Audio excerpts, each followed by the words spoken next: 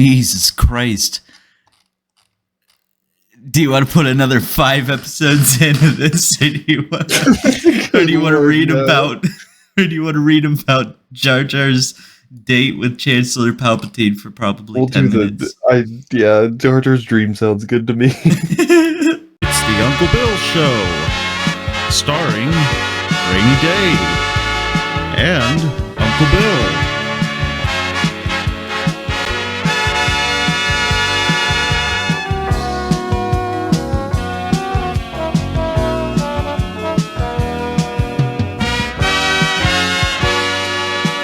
Filmed on location in Uncle Bill's attic.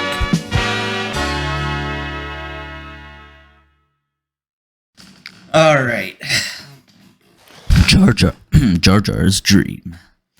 Jar Jar Binks gets a what more than he bargained for on his date with Chancellor Palpatine. Jar Jar. What kind of fucking name is Jar Jar Binks? Jar Jar reclined on the small sofa in Palpatine's quarters. The Chancellor had been very insistent that Jar Jar come tonight, despite Ambassador Amidala's inavailability. While the Gungan found that strange, he was choosing to believe it was a measure of Palpatine's and perhaps Amidala's confidence in his abilities. Oh no. He was musing on this and staring out the tinted window at the busy street of Coruscant. Coruscant? Coruscant? You don't know Coruscant? No, I don't know. That's where the Jedi Temple is. That's crazy.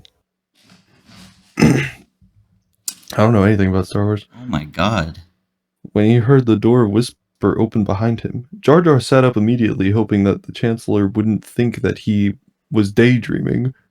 When he noticed that Palpatine wasn't wearing his traditional stodgy robes with the high collar, or rather, he was, but the shirt was unbuttoned to Palpatine's chest. What the fuck? You miss some there, Chancellor.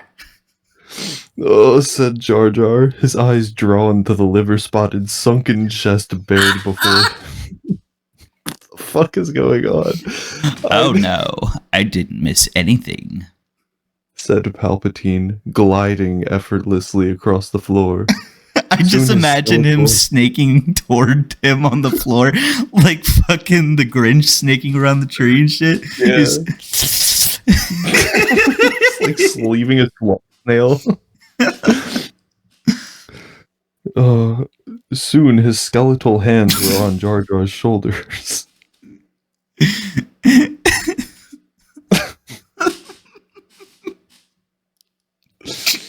Fucking hell. Everything I do is carefully planned, exactly measured. One of the hands slid down to Jar Jar's nether. That's not what. Jar Jar's nethers is the face. Jar Jar's big fat bull testicles. Oh, and Palpatine leaned in so close that Jar Jar could smell his rotting breath and feel the heat of his mouth. Palpatine whispered, Everything. I missed the fucking tea. What are you doing? Said Jar Jar, trembling, though not even he could tell whether it was with fear or anticipation. This is so rapey, I hate it.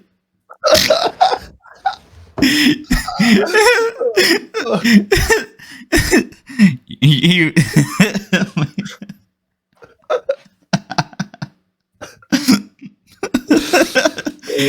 Cool. I just hate this line. It's so hard to read. This is worse than anything we've ever said on the show. Just this one line. You, you know full well, my Gungan friend. Oh my fucking god, dude. That's not okay. Good luck with this. Said a Palpatine.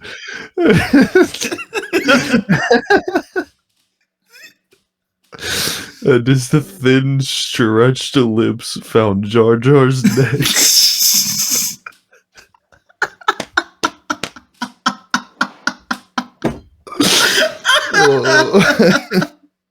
I wonder if somebody actually got off to this, or if they just wrote it for fun. Wait, okay.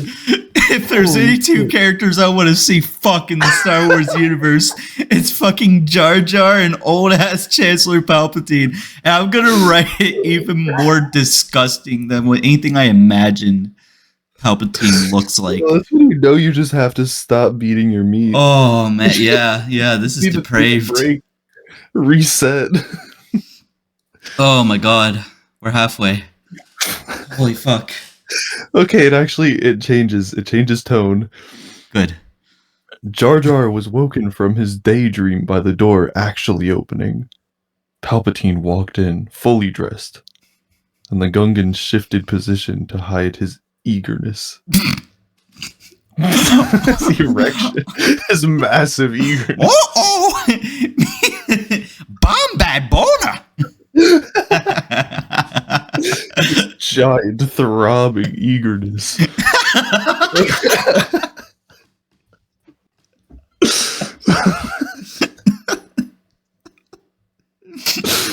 Oh, It's fuck. bulging like a tri-bubble bongo. Dude, this is so cold. Oh, fuck. The Chancellor didn't even notice him at first, walking over to a small desk covered neatly with paperwork and taking a piece of paper and reading it. Jar Jar imagined briefly taking the Chancellor on that desk, bending his leader over it, and letting lust take his course. This is senior abuse.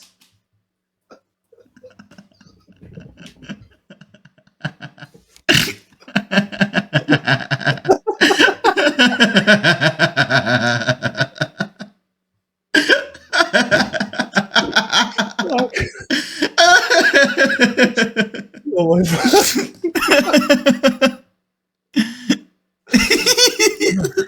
Jesus Christ. Oh, Oh man. not okay. Woo. It's just the line is so like it's kind of well written, but it's really fucking depraved because it's Jar Jar imagined Just bending him over the table and going to town. he stopped himself. Oh, what a good guy. He didn't fucking do it. He didn't just absolutely the senior citizen.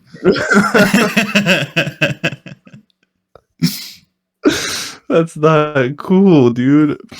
He stopped himself, though, and merely coughed politely.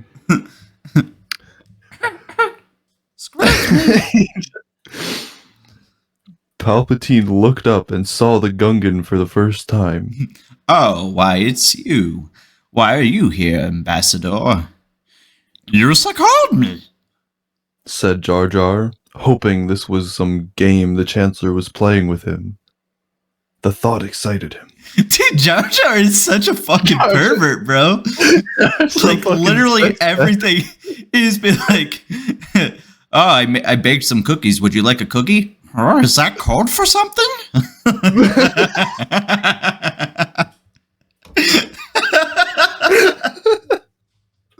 Jar Jar, hey, how you doing? Oh my god, he wants to fuck me.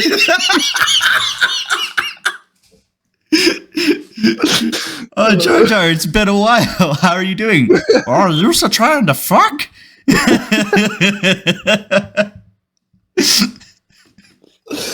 Dude, the fucking Jar Jar literally just gets on Omegle chat roulette. sitting there beating off as soon as his camera comes on. He's like, ASL? ASL? ASL?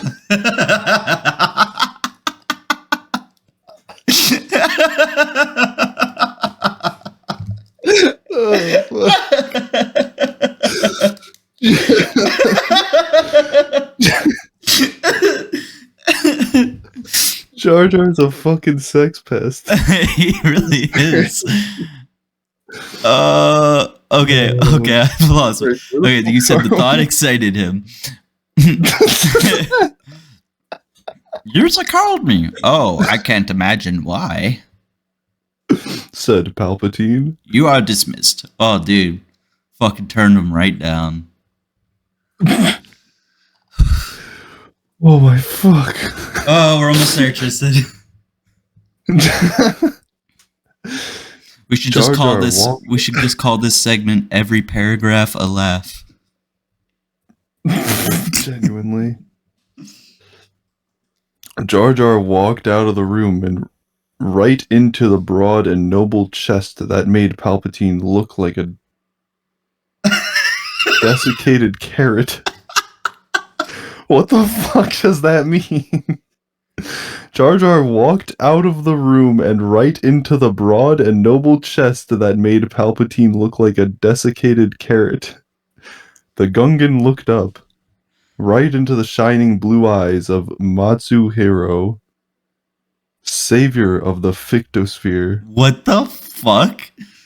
He put his broad, strong hand on Jar Jar's shoulder. The Gungan shuddered and came. The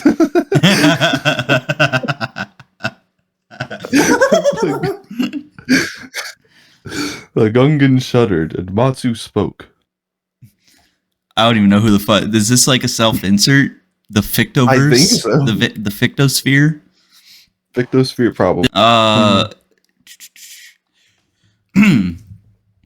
He's toying with you, Jar Jar. Using his Sith mind tricks to drive you insane with lust. Oh no, Jar Jar's a schizophrenic. He's just imagining this guy to justify his depraved thoughts toward an elderly man.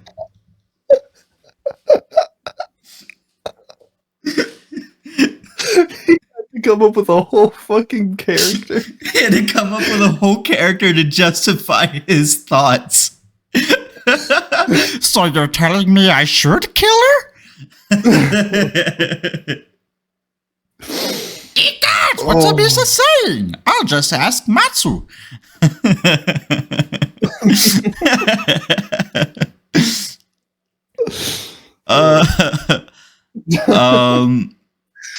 Jar Jar, it's been so long. I hope your family's doing well. Matsu, is that code for something? Sorry, Jar Jar, you can't have sex with me because I'm not real. I'm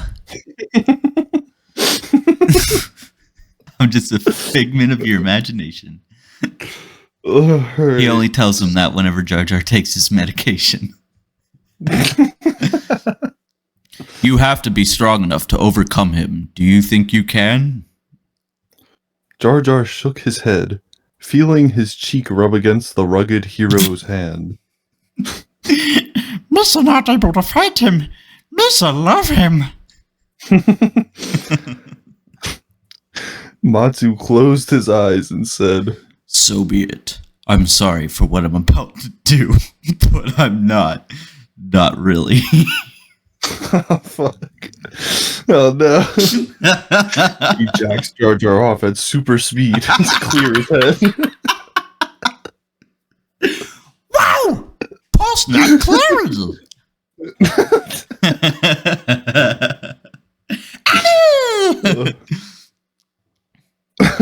With that nut, Jar Jar grew a fever of 107.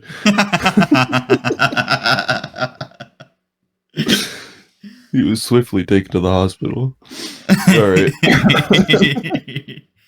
Oh my god! I just read it. This isn't cool. Oh, this is such a different tone.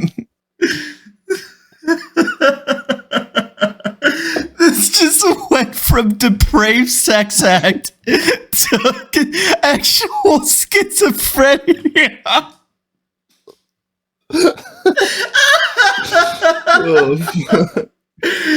Okay. Let me read this again. Let's get back on track. So be it. I'm sorry for what I'm about to do, but I'm not. Not really. With one swift move, Matsu tore Jar Jar in half so that the Gungan's heart fell to the ground. He tossed the head to his trusted associate, the vampire Ethan Crane, who laughed at the new trophy, and stormed into Palpatine's office. The old man's robes were open, and Matsu averted his eyes so quickly that the sight of was erased from his mind forever. He tore the heart in two and tossed both pieces on Palpatine's desk. Palpatine, you broke that simpleton's heart, said Matsu. You'll pay for that and all of your other crimes. Palpatine laughed. Plot twist. Matsu is real and he's actually schizophrenic and Jar Jar was the figment of his imagination. Jar Jar was actually just a child. That Matsu read too much Star Wars like hate in the early 2000s and just imagined this small child as the Jar Jar character.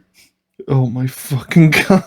That he hates so much. Killed him. So he just like rips him in half, not realizing he's actually a small child, and he walks into his boss's.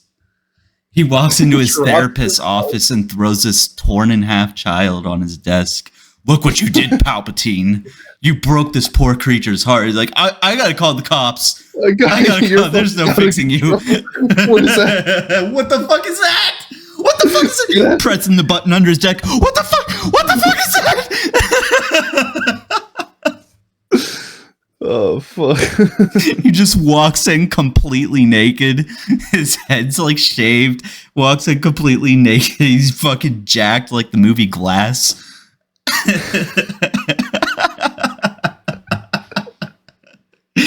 Look what you did. You broke his heart. I don't even know who you are. Get the fuck out! Help! Some dude in New York City. He thinks he's Matsu. And his boss is Palpatine. He climbs to like the 70th floor on the Eiffel Tower or the Empire State Building. Walks into his boss's office. Oh god, it's actually 2001. He's calling for help. He's calling for help, and then security finally comes and takes him out of there, drags him out after beating him half to death. He's like it's okay, we'll get you some help. We'll be right back. And then he's like trying to struggle to get himself up off the floor, and then he climbs up to his window, looks up out his window, and it's a fucking jetliner flying towards him. No, he looks out his window and it's Harrison Ford in his little airplane. There he And he is. screamed, part-time! He turns back to look, and Alec Baldwin's standing there with a pistol And he has nowhere to run. between a rock and a hard place. Can we can't- write that? I was gonna say I can't wait for the day I log into fanfiction.com and find Uncle Bill the fanfiction. Between a 30 rock and a hard place.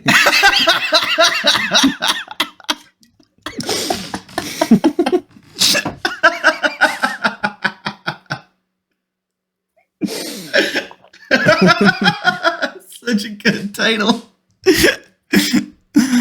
Okay. We literally have like a paragraph left. Not Why? even. Oh my god. Palpatine laughed. You think my master would allow you to stymie my stymie? I think he's trying to just say sty my efforts.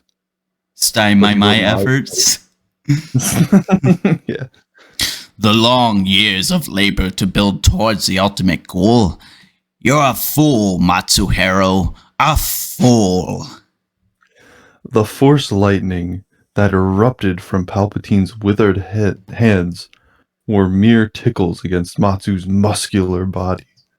Matsu screamed and cupped his hands together for his standard beam attack. Special beam cannon!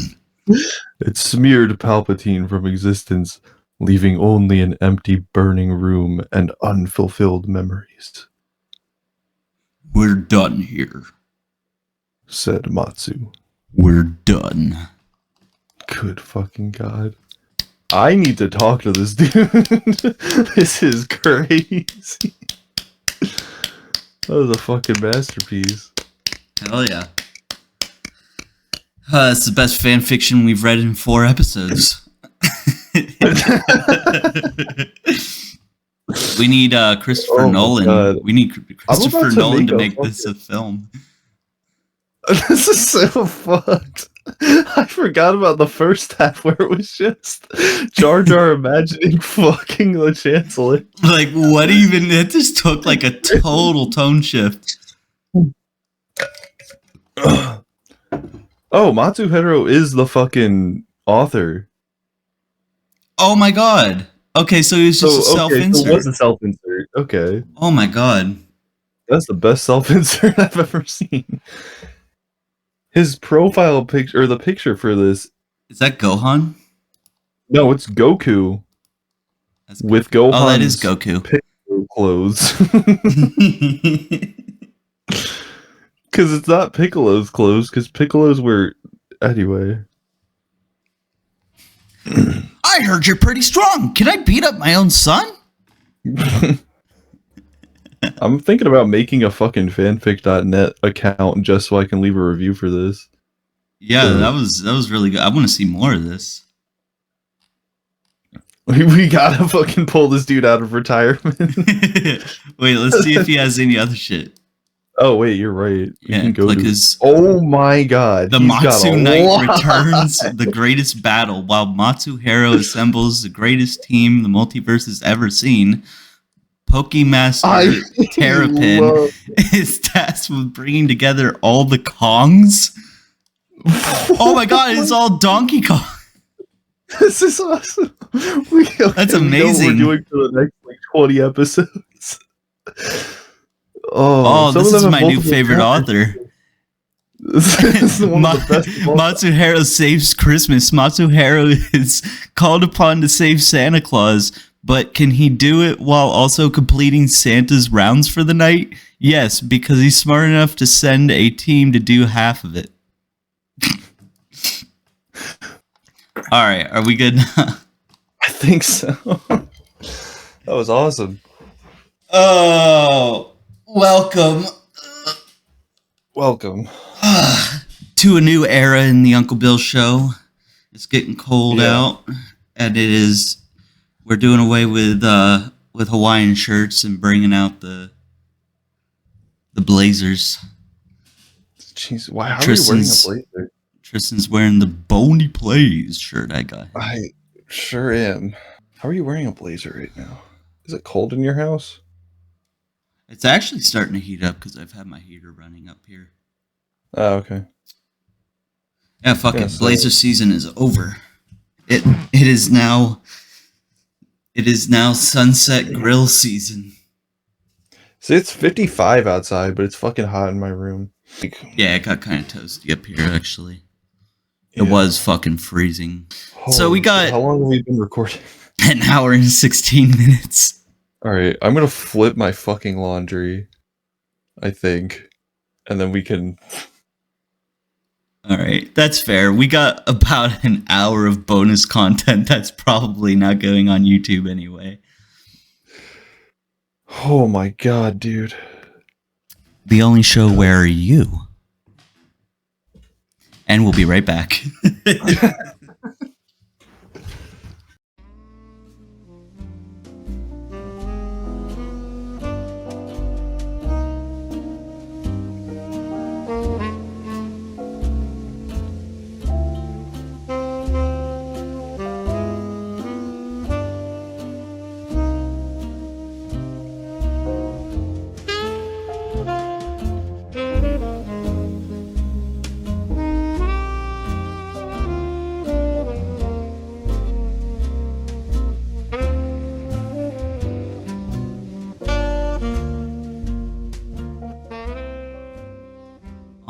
we're back from the first intermission that starts 2 minutes into the episode, technically. I'll make it seamless. While you were gone, I was trying to find something to talk about here. Yeah. Did you know? Apparently, John Wayne had a cameo in Star Wars. The first Star Wars movie. Who do you play? The fucking racist bug guy? Yeah. Oh, you're talking about Watto? No. The other racist bug guy. You remember that, the Imperial informant that looks like a fucking plague doctor? Yeah. It was John Wayne. This thing. Yeah, that guy. That was John Wayne. The voice was John Wayne. What the fuck? That was John Wayne. The actor wasn't, like, the person in the costume wasn't John Wayne, but John Wayne did the sound effects for him. What the fuck? Yeah. Isn't that wild? Wayne's voice was processed and used as part of the Garandon's dialogue. That's fucking crazy. What the hell? What did they just take voice clips from him, or did he actually like sit down and record him going? I just imagine John Wayne sitting in a recording studio, just going. That one more time. Can you do that one more time? He's like, "Yeah, sure thing, Pilgrim." Sorry, perfect. Great work, That was John. good. Is that you, Mr. John Wayne? This me? Okay. Tristan, how you doing? Yeah. I'm good. Anything I've been, new? Working. I don't know. I'm fucking playing guitar. I still haven't restrung my guitar yet. I'm learning blues because it's fucking pretty. It sounds cool. I used to, one of my blues scales was the Ed, Edd and Eddie theme. Oh, fuck yeah. Yeah. I showed you my bass guitar, right? Yeah. That shit's sick, dude. I need a bass guitar. I was very excited about that. I need to learn to play that more. But we'll fucking, I don't know.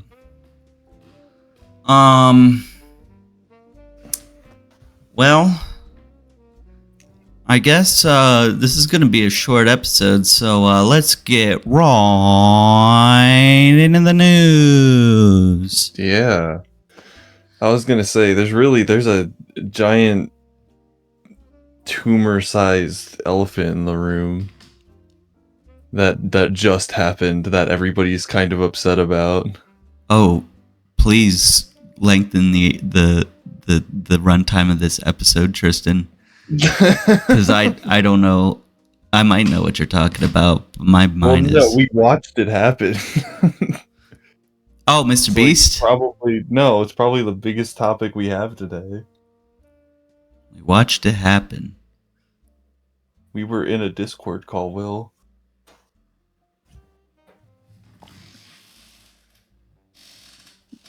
This Discord call or the last time we recorded? Like a couple of nights ago. Oh yeah, I almost didn't even bring that up. Holy shit. Yeah. Jesus Christ. Yeah, let's talk about that. Was that not going to be a topic for today? It was going to be a topic today, but for some reason it just blanked out of my mind. So yeah, let's I mean, let's there's talk a giant about 58-year-old retired elephant in the room. yeah. Let's talk about how the entire world just got scammed once again by one of the world's biggest known scammers. Yeah, That was some shit, man. Did you watch Mike Tyson's training videos? Yeah. There is absolutely no reason for him to have been standing there not He doing could've- shit that whole He time. could have actually killed him. He could have actually killed him. It's insane. There was a I, video. There was a video where he was like sparring with his trainer or whatever, Mm. and he's like, you know, knocking him back against the fucking corner of the ring, and he's just like, Mike, just 10 seconds, 10 seconds, Mike, just 10 seconds. Like, it took him like 3 seconds to back him into the corner, and he was pissing himself. Oh my fucking god. And yet he goes into the ring, and he's just like, Sucking his glove. I saw, oh my god, there's so many memes coming out, but I saw one where it was an x-ray of his glove and there was an ear in there. That's awesome. Oh fuck. I think you were the one who mentioned that him biting his glove has always been a habit for like holding back.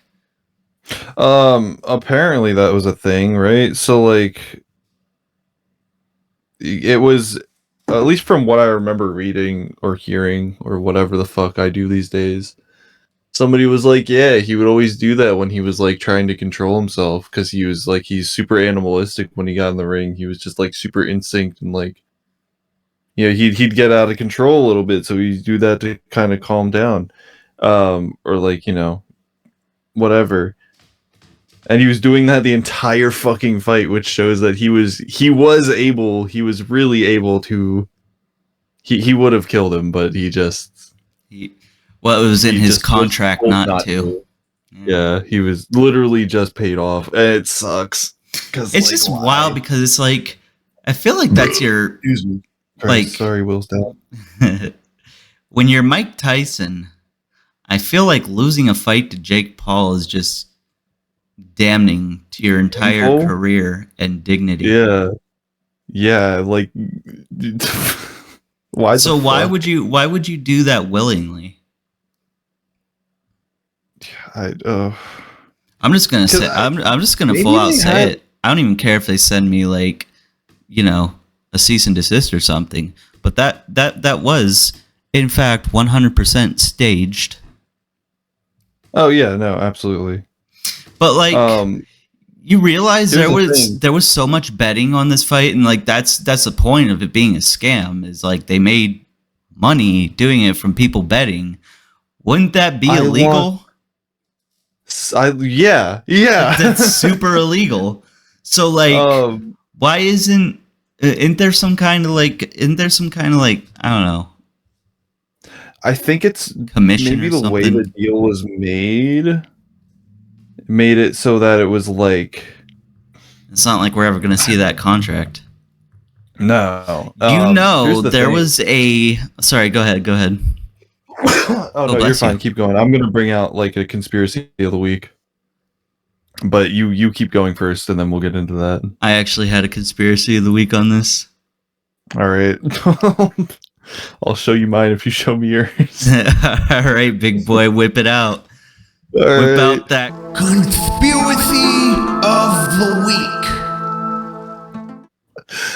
So here's the thing, right? Is everybody's kind of like, why would Mike willingly take money for this? Like, he's set for life. He's Mike fucking Tyson. Why does he need more money?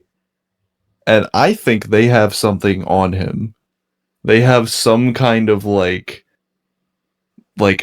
some kind of illegal activity or something on him, where they were like, you're throwing this fight, we're paying you. I don't even know if we're allowed to actually- include this one in the video. That's very. Well, here's the fucking thing. It's Jesus Christ! Either I'm gonna have to censor this heavily or cut it out completely. Here's my conspiracy of the week, Will. I think that they staged this because Mike Tyson has on his computer. Here's the thing. When he grabbed up Hasbulla and started giving him raspberries like that, it was just instinct.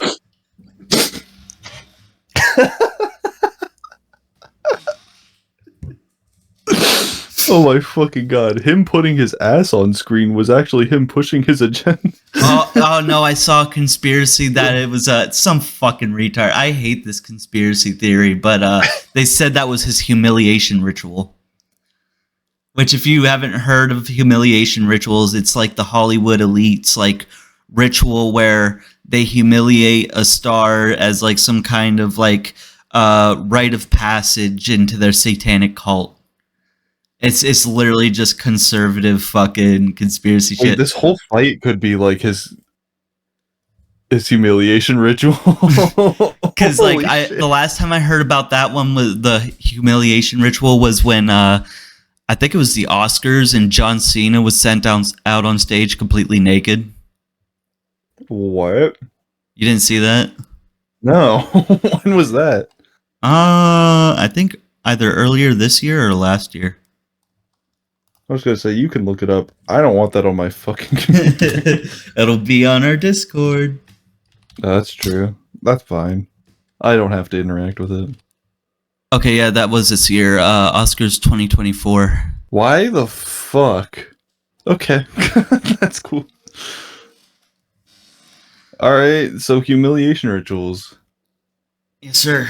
That was Mike's humiliation ritual. He had to lose what he was really good at. To Jake to a Paul of fucking all people. scrub Yeah. who knows about this and is working his way to get there. But he's also paid $25 million, so. Yeah, that's true. It's also some money involved, So I it's guess, also like, is it a humiliation ritual or is it him just making a bag? An illegal bag. Investigate it. I think it should be investigated. Honestly. yeah. For how much money was funneled into betting on this event. Because that's like, you can't rig something that you're like betting on, right? That's super illegal. So. Super illegal. Like, that's what I think, right? But there's got to be some weird way that they could work that around. Or maybe, yeah, it is super illegal, but they're just unfucking touchable, so it's not like we can do anything And about here's it. the thing, The hell are we gonna do? this is my conspiracy of the week, which actually comes in from other sources. But I found this because Netflix was like really quick, like trying to get like shut it down every way they can. Before the fight even started, there was a script floating around. What? Oh yeah. Someone called it before the fight even happened. And here's the thing. So a lot of people, like, they're brushing it off as like, oh, it didn't end the same way that the script said, and therefore it's not legit. But let me read you this script. If you can remember how that fight went. Mike Tyson opens the door. His shirt buttoned down. Jake turns around. What are you doing in here? Mike slithered over to Jake Paul. He's just on the ground. His muscular fingers wrapping around his shoulder. He said, "Sign the contract, big boy. Sign the contract." Shit, there's so many like stories on it now. I think it's actually blowing up because now that people get a chance to rewatch the fight, they're probably seeing the similarities. Do you think the person who did that is dead? With like they took their own life with 14 bullet wounds to the back of the head. Here's the thing though. Netflix was like so quick to shut it down. Like they were shutting this down. Like their life depended on it. Netflix can shut my cock down into their asshole. I don't like being alive anymore. I mean, it's not unheard of for somebody to throw the fight. Back in the day, Right. whenever like the mafia owned boxers They'd be like, Yeah. okay, Louis, you gotta drop. You gotta drop by the end of round 3 or you're dead. You know? Yeah. But that was still illegal. Well, yeah. It was the fucking mafia. I can't imagine there was a very legal way to go about being a crime organization. Yeah. Which is why it's just called kind of like, I don't organized know. crime. That's why it was legal. Oh, true. Okay, here we go. Now, if you remember the fight at all, this might ring a bell. Get it? Ring a bell? Because it's boxing. Okay. Round 1, the opening bell rings and Tyson, showing flashes of his old form, immediately stalks forward with his signature bob and weave style. Paul maintains distance, circling the ring cautiously. Tyson lands a few jabs, but Paul's youth shows in his superior mobility. Paul connects with a quick 1-2 combination before retreating. Tyson's timing appears slightly off, his punches a fraction slower than his prime. Sound familiar at all? Mm-hmm. This starting to sound familiar? Just slightly. Tyson kind of, because they even the announcers call it. They're like, "Oh, here's Mike Tyson." Like, and they called it nostalgic.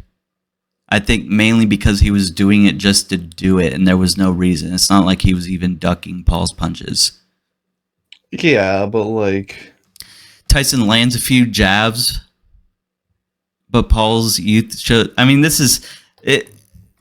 Not quite on the conspiracy line yet, but it gets there. Round 2, Tyson comes alive, cutting off the ring more effectively. He lands a thunderous left hook to Paul's body that draws a collective gasp from the crowd. Paul weathers the storm, using his reach advantage to pepper Tyson with long jabs. The younger fighter's stamina becomes evident as he bounces on his toes, while Tyson's breathing grows heavier. oh no. Yeah. That's starting to sound familiar yet? A little bit. Round 3. This is where it gets really interesting. Paul gains confidence, starting to plant his feet more. He lands a sharp right cross that momentarily stuns Tyson. You remember that part where he hit him? When Mike Tyson got that jab in on him, and then Mike Tyson goes like that in round 3? Mm-hmm. The former champion responds with a vintage combination, but Paul slips most of it. The speed difference becomes more apparent as Paul begins finding his range with his jab. Tyson's legendary head movement starts to slow. Round 4. Fatigue sets in for Tyson. Though his punches still carry devastating power, Paul establishes his rhythm, landing increasingly clean shots.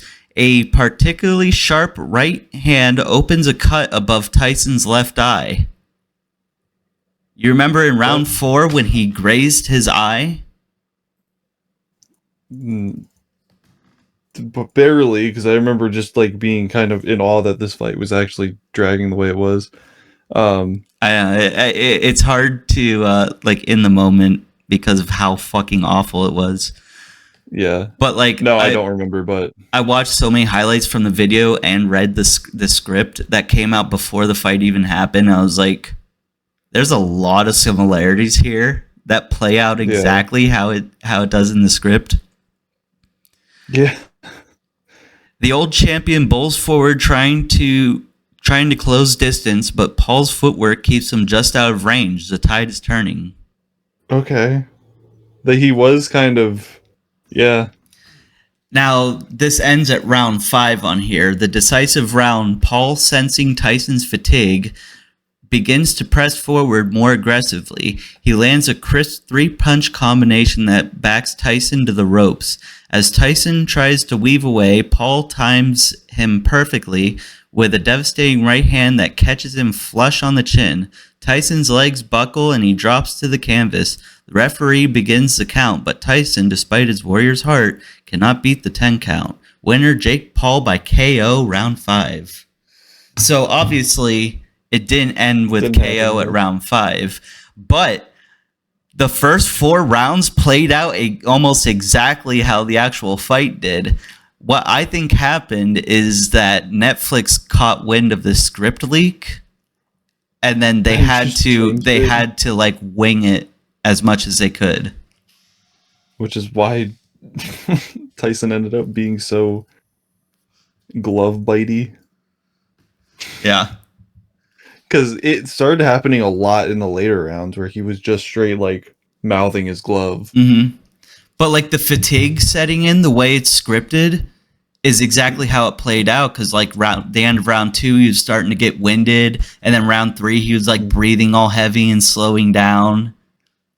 I remember them saying, like, I'm pretty sure the announcers were saying, like, "Oh, it looks like Tyson is getting he is getting a little winded." And now It's I'm like, just a little fishy that what's the gasp about? nothing. I opened Chrome to look up something about the fight, and then I saw a cool headline, which we'll talk about after this. Okay. I mean, that's my Conspiracy of the week. I don't know, dude. It's fight was scripted. I It don't should even be call it a investigated conspiracy. because it was bet on, and Jake Yeah. Paul made a lot of money off of it. I lost 7 mil. Go! I lost 7. I bet my lost 7 claymate. Reddit gold.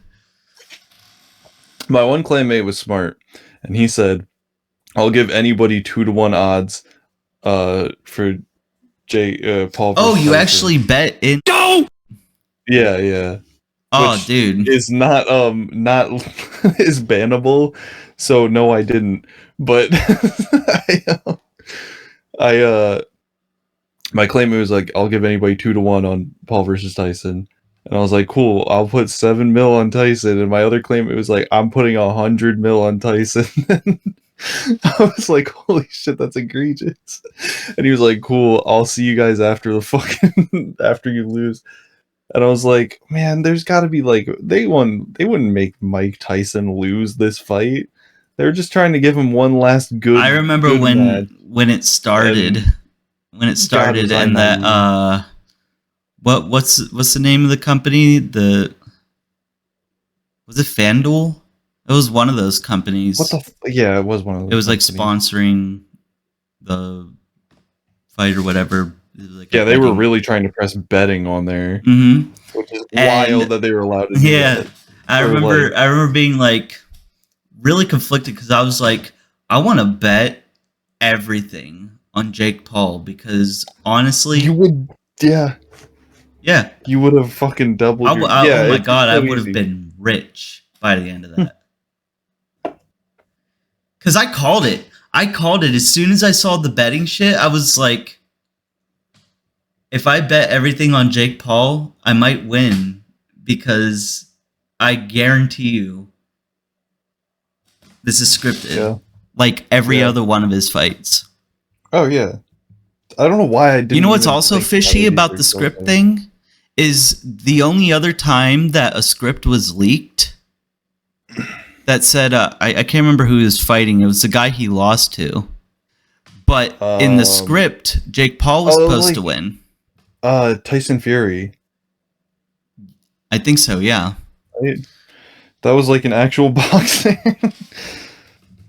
Well, here's the Ugh. thing. The script leaked, I think, like, right before their fight or something. And then Jake Paul lost. And then when you compare the two, it's just like, yeah, but maybe he lost because he had to, so that the script didn't look legit. Obviously, you're not going to go full on by the script if it gets leaked, because that would raise suspicion. Yeah. It was Tommy Fury, not Tyson Fury. Say Tyson Fury's legit boxer, isn't he? Yeah, Tyson Fury is a a very real boxer. Who the fuck is Tommy Fury? Tommy Fury is also like a. Oh, Tommy Fury is Tyson Fury's brother. That makes sense. But yeah, we did Sorry. a Discord. Sorry, we did a Discord call during that whole fight, and unfortunately, it didn't record the audio, which was like Yeah, the key yeah. component to doing a watch party call Where we could have. for our podcast. So Yeah, that's not there, but would have been cool. I should It's have a- recorded that whole thing too. we called it when fucking Mike Tyson entered the ring. Oh yeah, do you remember talking about that when he was Mhm. walking in? When And he I was just walking said, in. "Oh no." Yeah, you're like You were oh, like- that look on his face says it all. I'm like, yep. I'm like, he Yeah, he just sold his dignity, bro. Yeah, That is the look He of looked what so did I just fucking what have I painful. fucking done? He didn't enter. He wasn't like, it's me. I'm fucking back. He was didn't not en- at all. not e- he didn't even have walked to do silently that. to the ring. You He can just walk walked silently and stone faced and make it look badass. But there was just not a shred of confidence No, in that he looked stare. He looked sad. He looked so sad and terrified. Like, oh, Jake, what are you doing here? Jake stood in the middle of the ring with his iconic robe unbuttoned to his chest. What's Ayosa doing here? This iconic robe. Oh fuck. And then just the unprofessionalism of the event too. Yeah. The fucking obviously the connection issues. Oh my god, yeah, they just were not ready for That was so bad. What I was doing the whole time was I had it loaded up on my TV, and then every time it would stop and start buffering or whatever, I just switch over to my phone and play it live from there, and just keep switching platforms. Jesus Christ, dude. It was such a shit show. And then the one part was this old dude who's one of the commentators or whatever, commentator. And his fucking mic just completely dies in the middle of it. And he's just like,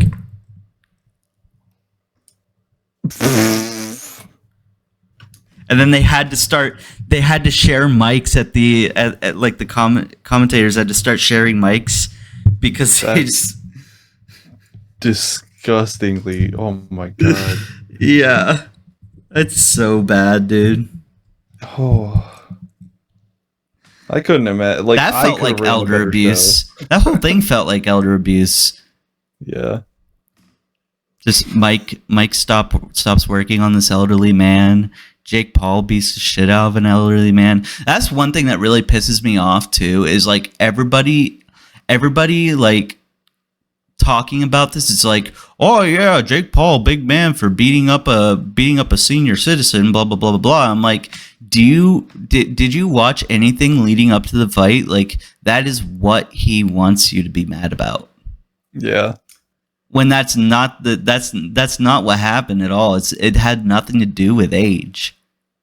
Because if you watch all of Mike Tyson's training videos, bro, that age is not stopping him from whooping someone's ass. No, you would have actually just killed him in regular circumstances. I think the training videos leading up to this, he seemed a lot more devastating Yeah. than anything I've ever seen him do in the ring. Yeah. It was brutal, Just dude. kind of- And then the way dude. he got, like, what was it, 6 months? How fast he got into shape at that age? He's real. And he, like, You can't blame really it on got into age. But Yeah. Jake Paul wants you to blame it on age because he gets more recognition and whatever. He makes more money and recognition. he gets away based with on- the fact that it was a scam instead of. Yeah, exactly. That's what I was Yeah. about to say. Nobody's focusing on the fact that it's a scam. They're just focused on, oh, well, you beat up an old man. Like, yeah, that's what Jake Paul was saying the entire time leading up to this. It's like, oh, people are gonna hate me because I beat up an elderly guy, or they're gonna. They're also either gonna be upset because I lost to an elderly man, or upset that I beat an elderly man. It's like, no, you fucking. And it's like, quit deflecting from the real issue here. It's that you scammed people out of their money. You fucking you fucking troglodyte wiener breath. yeah. Bro said I got merch and it's selling like a god church. You really did. We'll never forget that. Oh, fuck it. England is my city, and no, I'm not from Compton. What? It's every day, bro, with that Disney Oh. Channel flow. Where the fuck is he from? Disney Channel. I mean, Oh, Jake Paul? Like, yeah. He's from Ohio, I think. Somewhere in Ohio. I don't know what city. As if Ohio wasn't bad enough already to the public. Yeah. Maybe that's why the Ohio memes really started. It's because people were like, yeah, no, we can't. Well, Markiplier's from Ohio. do it. Or wait. Well, Markiplier was born in Hawaii, I think, and he grew up in Ohio. Right? There's a lot of people came from Ohio, like YouTubers came from Ohio, actually. That makes sense. There ain't shit else to do there. Yeah. I've been to Ohio once, and it was by accident. I had to drive through it when I was moving from PA to Indiana. I was moving from Lock Haven to Pittsburgh, and we took the wrong exit. You fucking went into the Netherland. Well, the person who was driving me was drinking. You could have just said. You took the pause.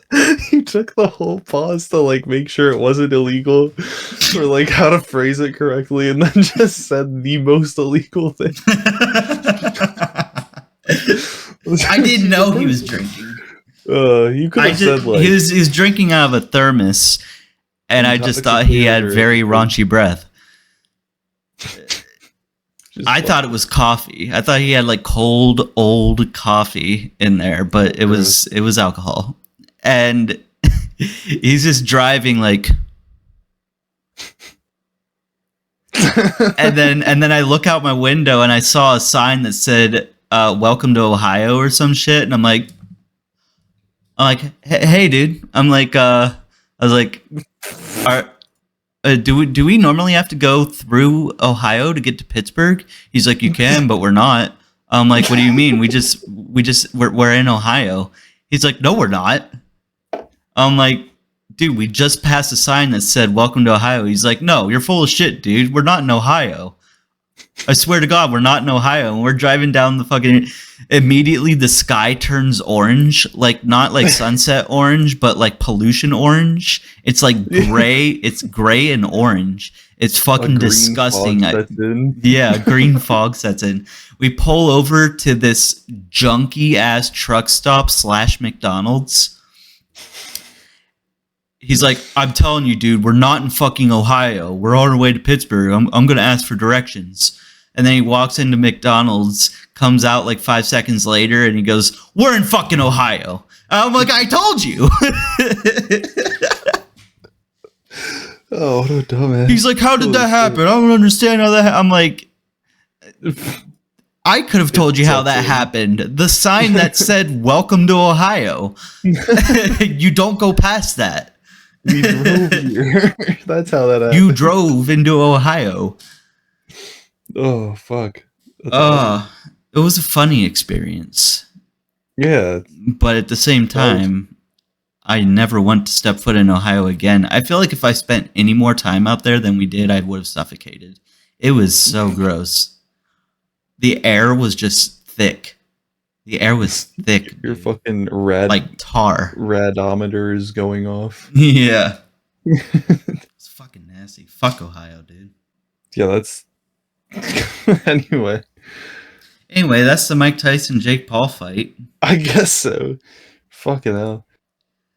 Jake Paul is a whack job. And I will say one more time, investigate it because it is 100%. I am making this claim that it is 100% scripted. And they scammed everybody out of their money, and that is highly illegal, and it should be investigated to the fullest extent of the law. We're both going to be dead within a week. A week of uploading this, Tristan. We still have Yeah. time. Netflix is just tapping in on our conversation. I was going to say our Discord moderator is just, It's just Netflix. fully like... It's hello, I am Netflix. We don't even have a Discord moderator. They kind of monitor calls sometimes. I think if you say like buzzwords or something, I don't know. Scam. Jake Paul scam. Oh, well, oh, my Wi-Fi just went down. Huh. Interesting. Hey, Oh, hey, my screen's going black. Well, I can see you micro moving. Micro moving. I like that term. Ugh. All right, Zipping before we back and move forth. on to the next big top, that was the big one. Like, we should have saved that for the middle. No. Oh, well. It's right off bat. We started get it out out the of the show with Jar Jar Binks fantasizing about Emperor Palpatine. Railing Emperor Palpatine. Railing Emperor Palpatine over a desk. So this is a pretty uncanny episode of the Uncle Bill show to begin with. That was fucking awesome. Let's move on. Let's move on to this shocking article that you found. Oh, I was just excited. I don't even know if it's that crazy. Our Oceans is going to be a 5-episode series. Narrated. When you said our oceans, I thought you meant like the oceans. On Oh, Earth. like I thought you were about to say the are all Earth's like ocean. all dead. No. No. Not just the Our- Great Barrier Reef, but every ocean in the entire planet is dead, and we will be next. It's all over for us. Yeah.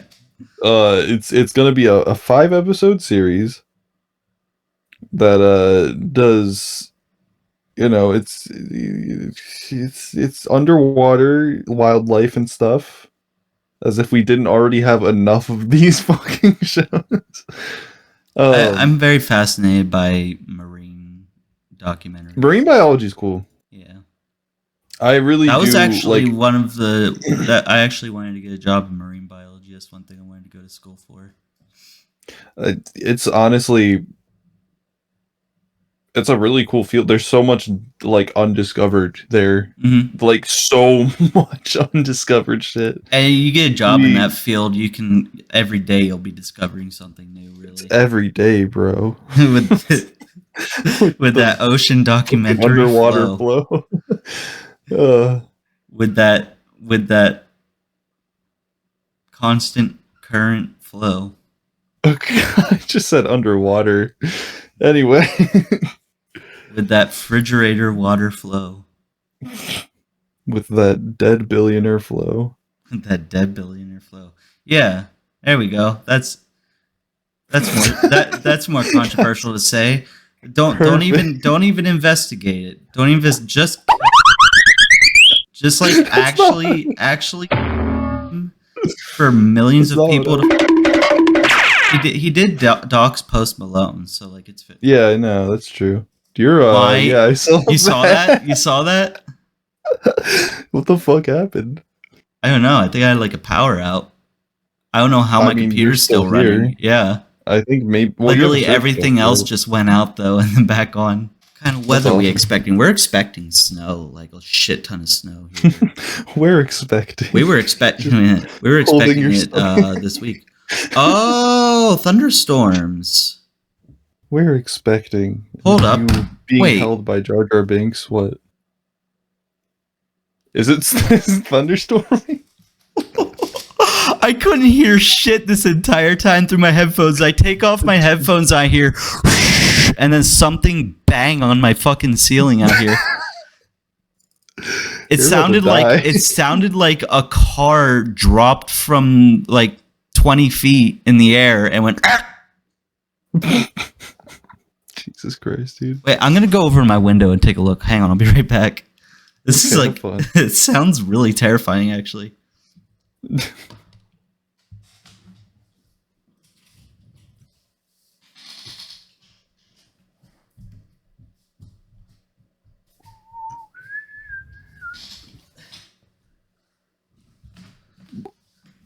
Oh, I forgot your.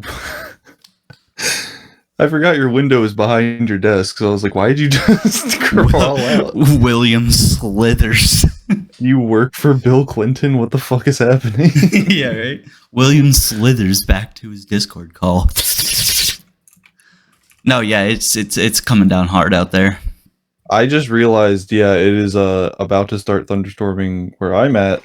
Well, it says thunderstorm likely overnight. Yeah, I don't know. I Anyway. really hope it doesn't shut all my power off and then I lose this entire recording.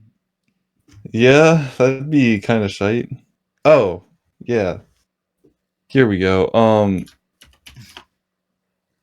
So fucking back to That. Back to oceans. Our oceans. oceans. Our oceans. A thrilling 5-episode series about marine wildlife. Emmy-winning wildlife filmmaker James Honeyborn. I don't know if that name rings a bell to you. Okay. You're usually you know the cinema people. Yeah. Narrated by none other than Barack Obama. Okay. I was just really excited about that. Well, this is a bit of a conspiracy of the weekend of itself. Yeah. So you remember that movie I told you about, Leave the World Behind? I think so. Maybe. Leave the world. So- behind. What the fuck was that? What I can say without spoilers is essentially the world is ending for some reason. Okay. And then one thing I noticed in the credits of that was Barack and Michelle Obama in the credits of the movie. And I was like, wait, when were Barack and Michelle Obama here? Apparently they produced the movie. They produced this movie about the world ending for some strange, really scary reasons. Really real life reasons. They Oh. produced this movie. And apparently what I didn't realize is Michelle and Barack Obama have been for a while like movie and television producers. Mm-hmm. I never knew that. And they were also very big fans of the book. That's weird. What the fuck? But if you This is watch the like- movie knowing that Michelle and Barack Obama produced it, you would understand why some people were concerned. This is exactly how it's gonna go down. If you watch the movie, it's really smart. Like Realistic and very it's not like, oh well, somebody got angry and pressed the nuclear detonator. Like it's a lot more tactical. you know what? What's it called again? Leave the World Behind. I believe it's a Netflix movie. All right, maybe that's a tonight thing. While I still have a Netflix, subscription. Oh, you only got it for the fight, right? Yeah. Definitely watch it. We can do a watch party even because I will watch it again. I watched it with I watched it with Axel whenever he first moved in here, and yeah, I'll watch it again, dude. Sick. Such a good fucking it is so good because it makes you rethink about like the actual real world, how shit will go down, and utilizes utilizes a lot of like modern innovation to explain how it will happen. Yeah, If that makes sense. I guess. It's things you never thought about before, but when you see it in the movie, you're like, "Oh shit!" Like that makes that fucking legitimately can happen like tomorrow. Yeah. And it's fucking wild. I'm need more trying shit like so that in hard my not to life. spoil it, but it is such a fucking fascinating. We'll just stop talking about it. Okay. Let's move on.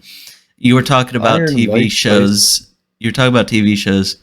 That reminded me. You know, Markiplier now has an Amazon original TV Holy series. shit, he sure does. I Yeah, didn't see anything about it. What's it about? it's based on a podcast that he did. Well, like it was a podcast, kind of a story that I don't know if he wrote it or if he just narrated it, but it got a lot of attention, and he made a full on TV series out of it. It's like a psychological horror type of thing, I think. Okay. The Edge of Sleep. Markiplier talks about adapting the Edge of Sleep podcast for Amazon Prime Video after Netflix and others pass. The Edge of Sleep. It looks really good. I saw the previews for it. I have Amazon. I haven't watched it yet because I'm really pissed off with Amazon right now. I don't know if we talked about this on the show yet. Let's talk about it. So I decided to try and re-binge The Boys with Sierra and Axel, since they're not like Okay. completely caught up on it. Yeah. And it's like every 5 or 10 minutes. First of all, I was already pissed off that it was littered with ad breaks, right? And it's like, what are you paying? Seasons? Like, Huh? which season? All of them. Oh, really? Because I watched it. Maybe it's because whoever's Prime is logged into that smart TV is like We have like the a highest. Prime subscription, like the fucking like it's like $100 a year. Oh, Pretty okay. I have sure. no idea. I haven't had any fucking ads at all, so, and I'm on season 4 now. That's so weird. Yeah, I don't know. But I get literally like every 5 or 10 minutes or so, it's ad breaks, and it's five ad breaks or 5 ads at a time per like ad break. Jesus Christ. It took just to get through one season of The Boys, it took like a day and a half because of how many ads there were. That's fucking egregious.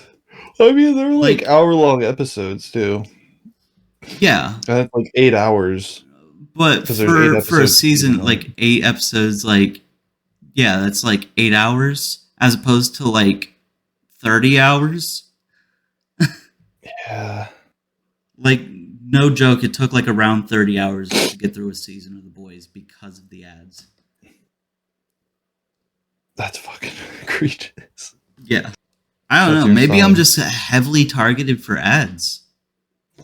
I doubt it. I think it's just because of the subscription. I don't know. Because, like, you can pay for Netflix now. You can pay It's for, just like, like, I think it's why like a should I $7. pay an even higher price for a subscription than what we're already paying for? Like, because, like, it's expensive, bro. Yeah, I know. Yeah, Netflix is the same way. You pay $6 or $7. Oh, yeah. a month, Netflix and just you started get doing with that ads. too. Put like littering shit with Yeah. ads.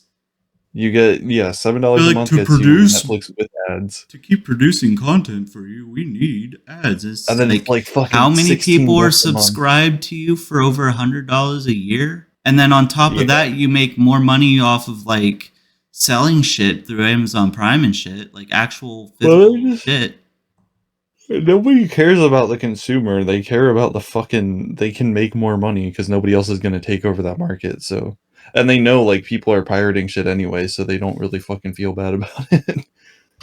Like, whatever. Well, you said it for me, Tristan, because from now on, You're just gonna I'm fucking gonna pirate sail. everything. I'm gonna sail the 7 seas like Jack Sparrow to watch You and me both, man. Boys. The Boys is fucking good, by the way. I forget what episode I'm on. Some of the acting is a little, not even the acting, some of the script writing is a little high school-esque. Wait, did you Like- say like you're on some- season 4 now? Yeah. Oh yeah, yeah. You're on the worst one, honestly. I will say it's there are some good. points. It's good, but like the problem with season 4 is it's like it. First of all, the whole show has always had like some semblance of like real world politics. They've always had sex jokes. It's nothing new, but when it comes to season 4, it's like that's the only thing they're focused on.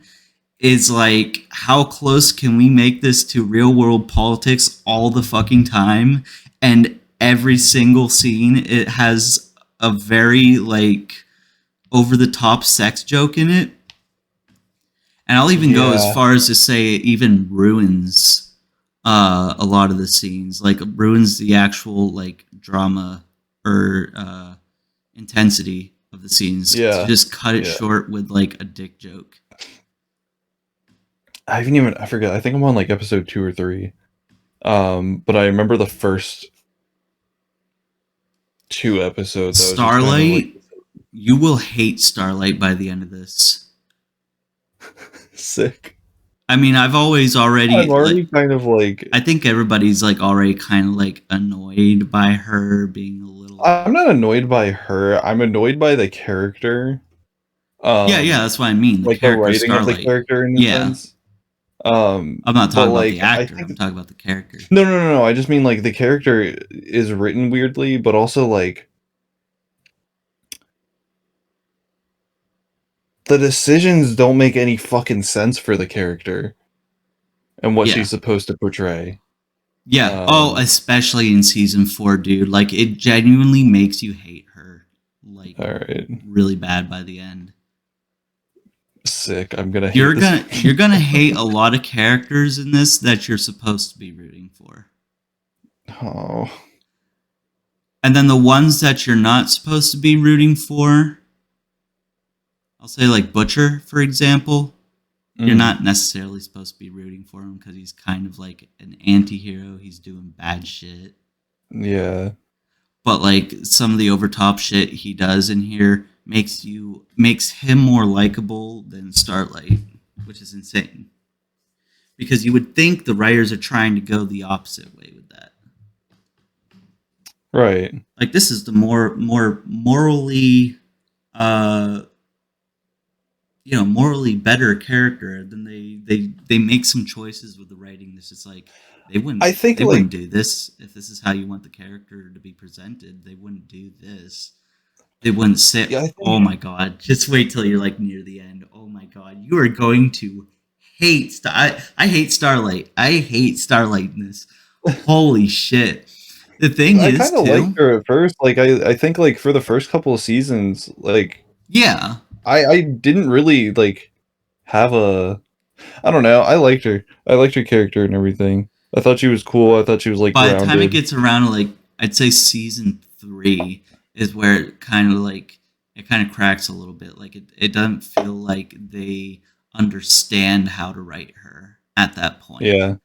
And then it only goes downhill. And I understand, like, you're supposed to, like, because, like, there's a lot of shit going on. Obviously, she's not going to be able to stay, like, a good person. She has some character flaws. She's also just human, you know, like... And again, like... But it's just, like, weird, out there decisions that are, like... Yeah. I don't know. I don't know. I think we're just discovering more about these people. But also, like, with Butcher...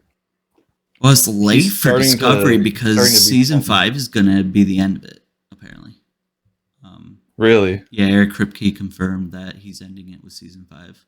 See, okay, I didn't even know when this shit was gonna end, so I fully expected season 4 to just be, like, over and done with, and then I was like, I think they might have more. Oh, yeah, when you see how after season this. 4 ends, of course they gotta... Well, yeah, because I started watching season 4, and I was like, there's no way they can wrap this up in time. Like, there's a lot of new shit that's happening now, and I'm like, oh, God. Mhm. All right. It's cool, though, anyway. Pretty cool show, if you ask me. Just Jesus Christ. I do think they did an okay job by the end of it, setting up like where the characters are going to be by the finale. So we're not going to be focusing too much on this character, that character, that character, that character. Because like I'd say also season 4 kind of did an Avengers thing where it's like too many characters and stories to focus on all at once. Mhm. You said you're at episode 2 or 3, so you're just starting to get there. They're just kind of like Yeah. reminding you where season 3 left off, basically at this point. But once you get back to it, like I think right by then you should be being introduced to all these new characters and shit. That's like some of them are really good, interesting characters, and like watching how their stories unfold or their plots and everything unfold is like actually some like Breaking Bad level shit. Oh, Like, sick. Like writing complexity. That's Wait. always fun. Eric Kripke did say something too. He said he's worried. He's worried about season 5 because he said he's worried that they're going to become what they've been satirizing the entire time. And at first I was like, is it the politics? Are you scared that you're a Trump supporter? What does that mean? What does that mean, man? Maybe Right. he's scared that there's like, because it seems like a satire on like the whole Marvel universe. Yeah, thing, that's right? that's what I just thought was like, because like maybe he thinks they're getting too carried away with trying The to focus on superhero-y, too many like- fucking superheroes and shit. Yeah, and they're like making it an actual Marvel movie where it's gonna end with like powers and Yeah. instead of like how it's especially supposed to be with like how it ends, and it's setting up for to be like the final chapter of the boys' comic book. And in that case, that's where the comic book got really fucking bad, because it did end up being like an end game. they beat Thanos. Yeah. Where like all these fucking people are clashing with all these other fucking people. Like, whoa, whoa, whoa! They got all these action figures and they're clashing together. Going, whoa! It's like an ADHD kid with a bunch of Oh my fucking like God. ADHD kid with a bunch of like LJN figure fucking figurines. wrestling characters, wrestling action figures. Oh fuck. Yeah, that's let's just hope that they I make hope a it doesn't. From what I remember from the comic book, it just everything on the page was reminiscent of Endgame, and I think that came out in like mid 2000s. I think The Boys is an older. You know what sucks? Now that I'm like really thinking about it, that show gave me such a different expectation and a higher hope. When I started watching it, for like it being like Breaking Bad-esque with the writing and like how things are done and like super creative and shit. Mm-hmm. And then it started to unfold more, and now it really is just about superheroes. But like when it started and it was like they had Invincible or Translucent, and like they were like doing all that underground shit Yeah, and like really like scheming and like doing like ratty stuff, and Frenchie was like this fucking badass like peddler it is. of, like, weapons It is and shit. kind of like Breaking Bad in that sense, where like because in Breaking Bad you started with like 8-Ball. Yeah. It was just like, a street peddler, like meth lab cook, like, or not meth lab cook, but like not on the same scale as like Gus Fring. Yeah. So you start out in this like, just a suburban area in New Mexico where like, it's just DEA cracking down on like, shitty meth cooks. Yeah. And then it just starts getting deeper into this like giant empire of fucking like a fucking chicken restaurant owner that nobody would think twice is like this brutal fucking Murderer. psychopath who literally killed the entire cartel. Yeah. with a bottle of fucking like champagne or some shit. Right. Yeah, Oh, break or the boys kind of like follows that same formula where they start out with translucent. And it's just like, I mean, he is literally invincible, but they still like stuck a bomb up his ass and killed him. Yeah. Actually, it almost played out the same way. Because remember, they had 8-Ball locked up. Was it 8-Ball? Was that his name? Or Crazy 8. Crazy 8. That was his name. Yeah. They had him locked up in the basement. Remember that? And he was chained up. Yeah. Yeah. Same way with fucking God. Translucent. They had him chained up in a cage inside this bunker. Holy shit, you're right. And then the rest of the 7 ended up going out looking for him. The same way that what's his face? Was it Tuco? Tuco, yeah. Yeah. It kind of follows that same format. I think that's why I like it so much, because Axel even said that, like, I just recently got him into Breaking Bad. We were binging that. We got to like season 4, I think, end of season 4. Yeah. And remember when he was on here, he was even saying like, I couldn't get into it because it was such a slow, like it started out so slow and I couldn't get into it. Yeah. It's that like slow burn and then just builds up and it's just like fucking insanity and just like really calculated. Like you'll especially like that with season 4. I will say there's like some like plot twists, like, and characters have shit like all planned out and everything. It's like, wow. Well, that's cool. Didn't but, like, see it taking that turn. I just hope, like, I don't know. It was just like, it was super cool and exciting. And it stayed that way, but like, God, I like hated, because it started to turn into like this, like it's extremely fucked up and like really really gruesome, some really grotesque moments in there. But it's I also think like it's starting to hallmarky in also, some spots. because Eric Kripke said he's afraid of the show becoming what they're satirizing, right? And I think it's also like it might also start becoming more like the comic, which they're trying so hard to adapt the tone of the comic into something actually palatable, you know? Because the comic, Right. like I said before, was like all just edgy for the sake of edgy, and just over the top edginess to the point it was Right. just like super cringe.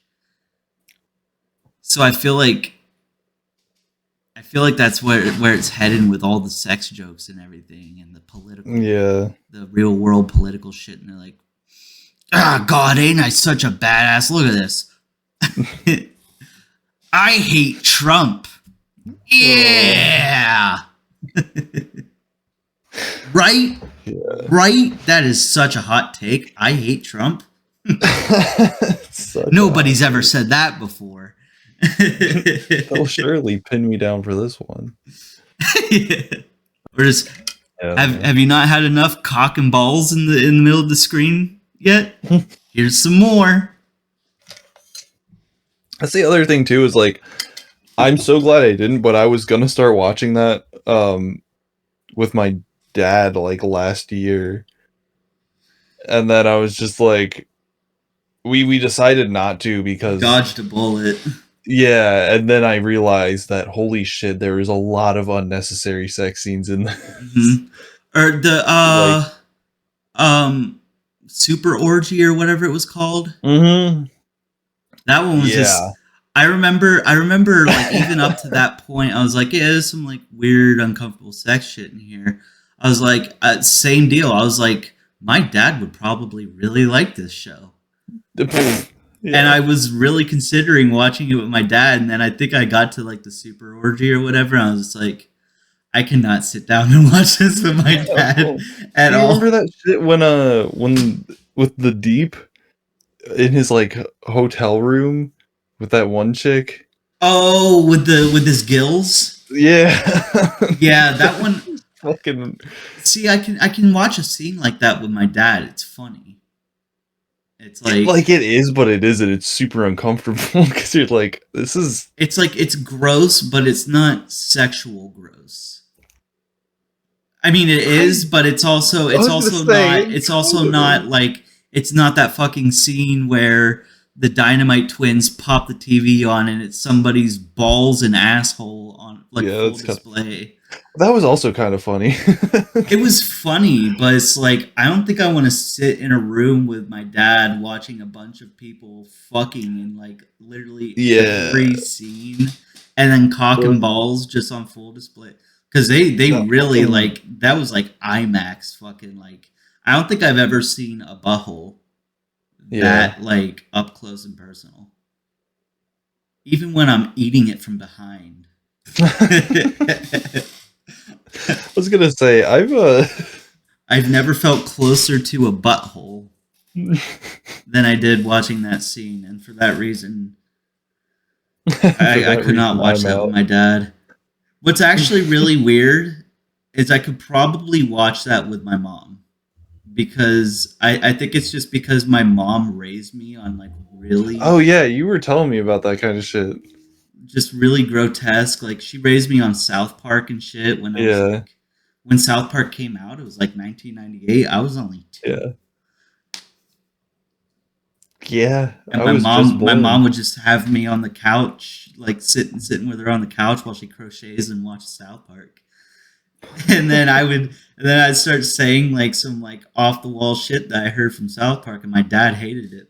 I think that's the difference. Is like I'm more comfortable watching it with my mom because I just grew up on that shit with my mom, and then my dad was just like very, very Christian about it. Yeah. That's weird. That's kind of just how it is. But like the thing with the think that's deep, both of us a like little his gills, that being gross as opposed to the orgy gross, I would say, is this more along the lines of gross out humor as like Ren and Stimpy? Yeah, yeah. Because But I mean, I know the context is there, but you don't have to completely focus on the fact that it's a sexual thing. I was just more grossed out by the fact that these motherfuckers were talking to him. yeah. And you're watching them flap, and it's so gross, dude. But like, Yeah. I also watch a bunch of like old horror movies, like B movies that were like very, very like raunchy special effects. Right, right. One of my favorite, actually, I feel like doesn't get talked enough about, was in Dawn of the Dead. Did you ever watch the original Dawn of the Dead? I think when I was younger, but not really, because when I was younger, I didn't watch movies like that. Like I didn't watch them. I just kind of So the one Barely effect that played on my really Game Boy. the one effect that really like always makes my spine curl. It's so simple too, but like just how real it is. This guy's down on the ground like flat, right? I think it was one of the biker gangs or whatever. Mhm. And these zombies, one of them grabs him by his shoulders, I think, or his chest, and the other one's grabbing him like right under his jaw like this. And they're both pulling two ways, so like stretching his neck out. And then you see Yeah. his like neck pull apart like fucking mozzarella, right? But he's screaming when it happens. He's screaming when it happens, so his vocal cords are stretching, and then he goes, ah! And then Oh. just like splits. It's just like that attention to detail, because like I feel like that's Yeah. what would fucking happen, because you're stretching your vocal cords to their fucking like extremes. So it would just get really high pitched, and then Yeah, holy fuck. that was one of my most favorite effects in like movies for like of all time, dude. Because it's like it's so fucking real, it just makes your spine crawl. Yeah, I love shit like that. Or like when Krillin got popped by Frieza. That was a really good one. And you saw his like chest expand, and then he just Oh yeah. yeah, that was really cool. I thought we were being ironic for a second, but then I thought about it, I'm like, yeah, his chest really did just expand. I remember being like 14 and watching, or I think I was like 13 or 14. I was 13, and I watched that scene like really for the first time because I'd only seen like bits and pieces of Dragon Ball Z. I think I watched that. I think I was like 8, and I think that was when they were first airing Dragon Ball on Toonami. Yeah. But yeah, I remember watching that and I got like chills because I watched it happen and I was like, he's actually dead. Like I'm Some used of to seeing them- people get blasted or like, you know, Krillin, stabbed or Krillin something. probably but isn't he, even the like, most grotesque one, honestly. I think there's probably yeah. there might even be more in Dragon Ball that are like heavier than that. I mean, when Yamcha got a hand put through him, that was kind of fucked. There's a lot of those though where they just get fucking fisted. Yeah. Um, I feel like there was one with like. Oh well, there's when Vegeta gets his arm broken. That oh one was- yeah. Fucking Frieza getting like all mutilated by the Destructo Disc.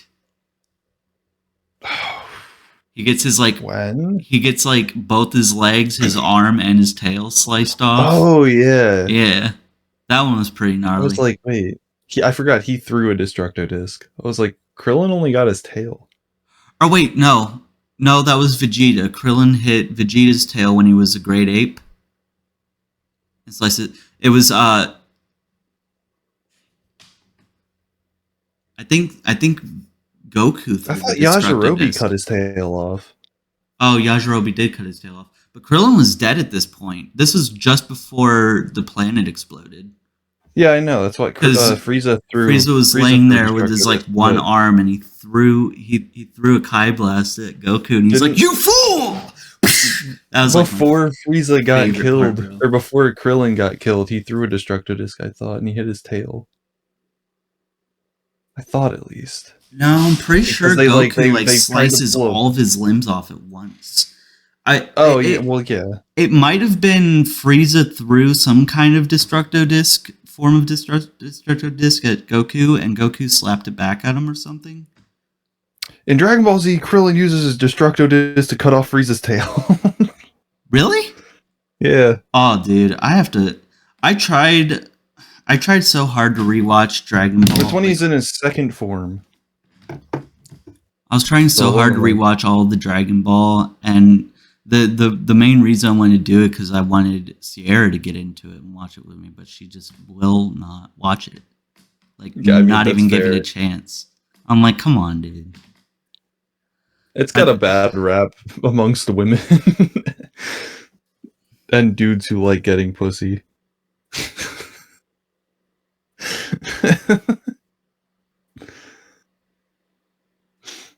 Oh, Dragon Ball is That's good, good. man. Dragon Ball is really Dragon Ball good. is good. Dragon Ball is good. You're right. Oh, You ever watch Naruto? I'm actually so pissed at Naruto. see, That shit ends so I never bad. even really liked Naruto, to be honest with you. I loved Naruto. I still do. I think it's amazing. It's just that Shippuden ended so fucking horribly. So when I was a kid, I want to say this is like 2002, and I would always like every Saturday night I would get on the TV to watch. Fuck it, I was only on there to watch Dragon Ball and Dragon Ball Z because it would be Dragon Ball, and I'd usually watch that right after dinner.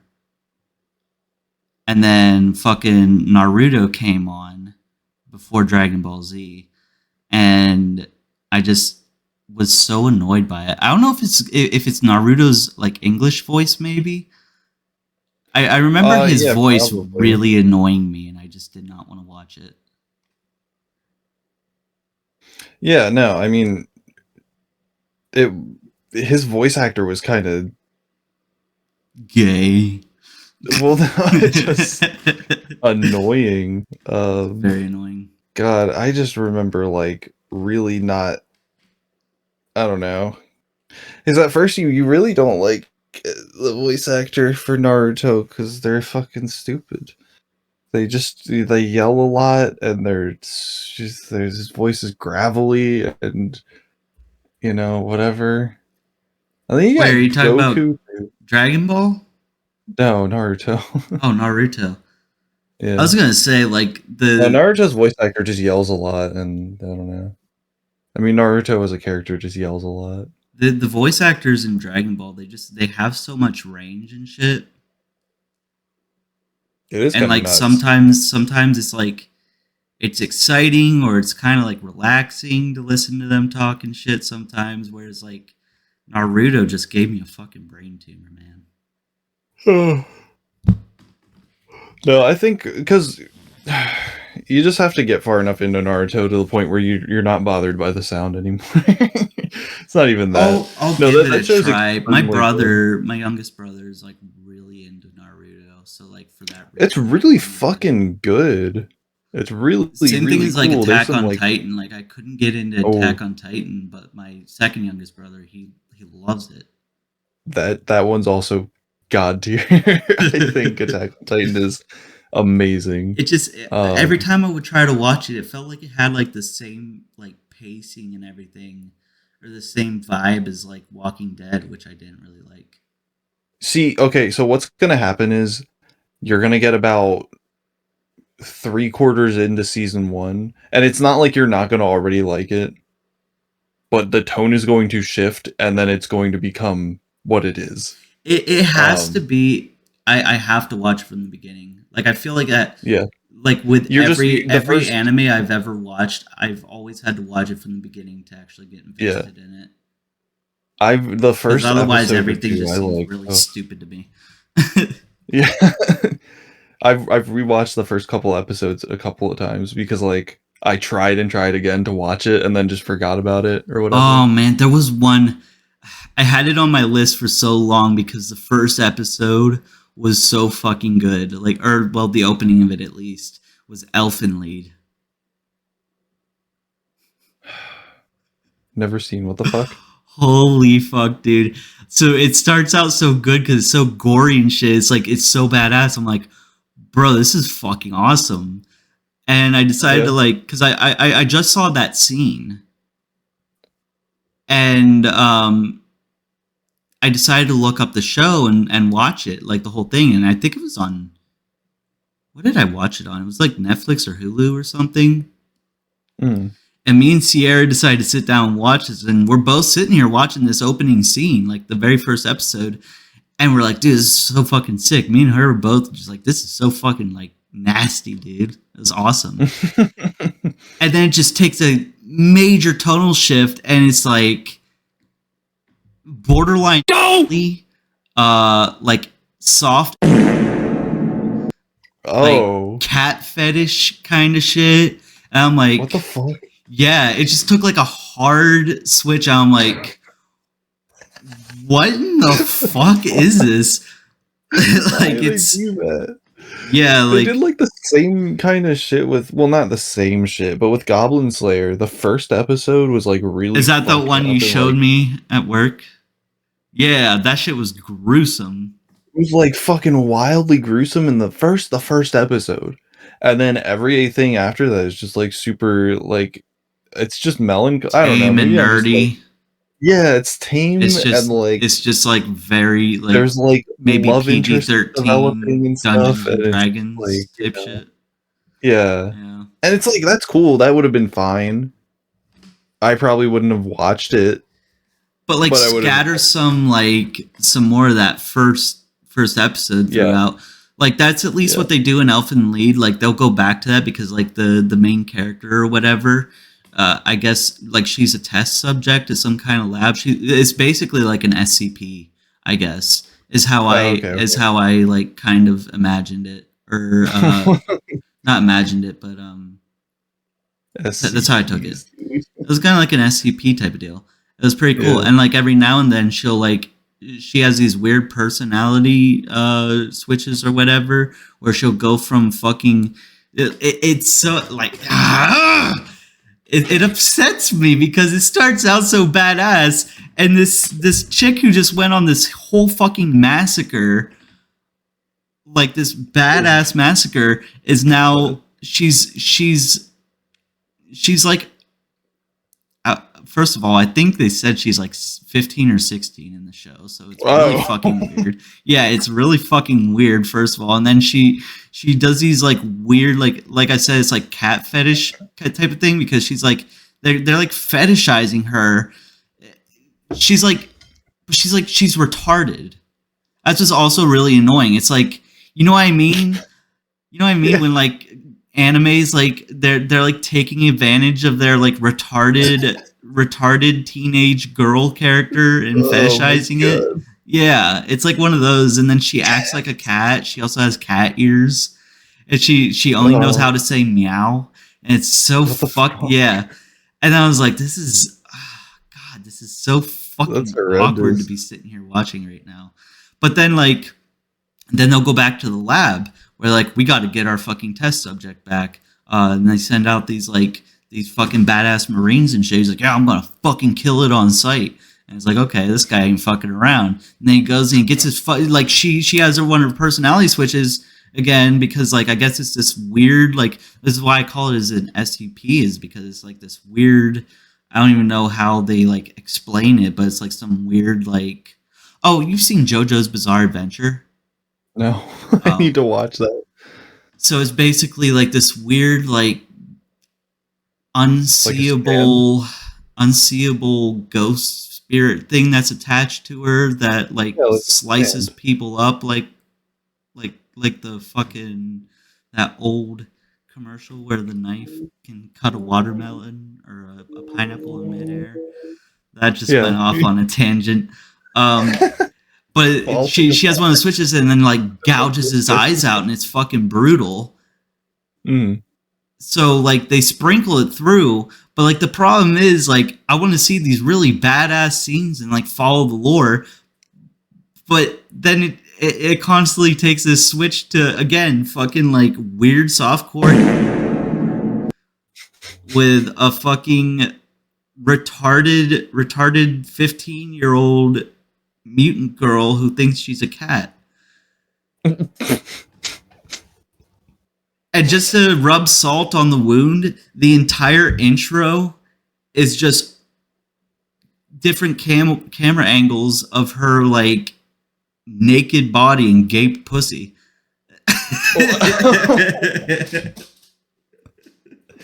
You can't say that's the intro. That's Holy the intro. Fuck. That's like the opening credits. And then like at first me and Sierra were watching and like, oh, this is weird. This is a weird intro. It's just like, you know, really pornographic imagery. And then we found out she's like a weird, retarded, like 16-year-old or some shit. And we're like, now this is really fucking weird. Turn it off. Uncomfortable. It was really uncomfortable. Oh my God. What is the deal? What's the deal? What is the deal with Japan? Why does Japan like sexualizing children? I just don't get it. Can you imagine if Jerry Seinfeld just came out with like a Netflix special? He will at some point. He will come out with a Netflix special because they all do. And then he's just gonna say some like off the wall. What do you mean they? They? The Jews. The Jews. No, I mean like old, like forgotten comedians. Not forgotten, but just like basically retired. I don't go a day without thinking about Jerry Seinfeld. Ellen DeGeneres did it to try and deflect blame. Which actually reminds me of a story, another topic that I just found out about last night. Oh yeah. I can't confirm the validity on this, but it is the first thing that shows up in a Google search because I saw some guy, I thought he was just like some weird conspiracy theorist in a Facebook comment, but I looked it up and it is the first thing that shows up on Google. So it's like, apparently as soon as the Diddy list was released, Ellen fled the country and the FBI supposedly confirmed this. What? Wait. She just left. Like literally right after making that fucking Netflix special where she once again deflected all the hate that's going toward her because she's a lesbian, even though it's actually because she her employees and abuses them in any way imaginable. Yeah. And it's actually like a really shite person. Yeah. So like all that comes out, and then her whole thing is people are just making up shit and hating on me because I am a lesbian. And just like rode on that for years until the Diddy list comes out and she's like, well, there's no saving my career this time. Fucking out of here. I'm fucking out of here. What the fuck is that even gonna do for her? Yeah, no, that just makes her look terrible. I don't think anybody's done that since fucking Roman Polanski. Maybe she's just trying to get citizenship there so that when the allegations happen, she can be sheltered in England.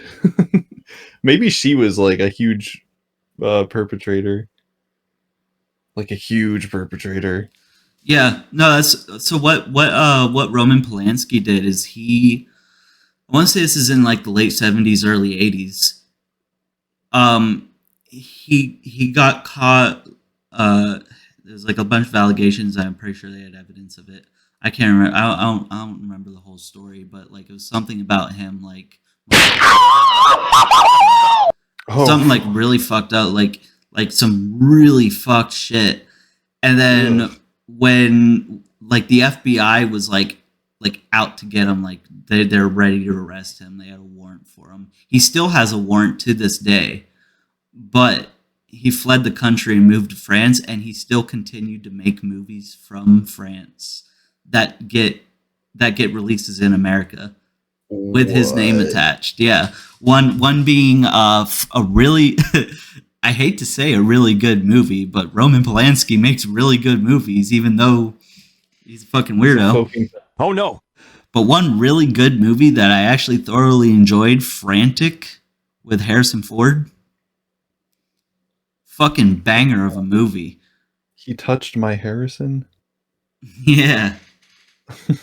Probably. He Harris on my Ford. He harassed my Till I hit the harassed Twin Towers. my Ford. He Harrison my Ford. He harassed my Till I'm mine Ford. mine Ford.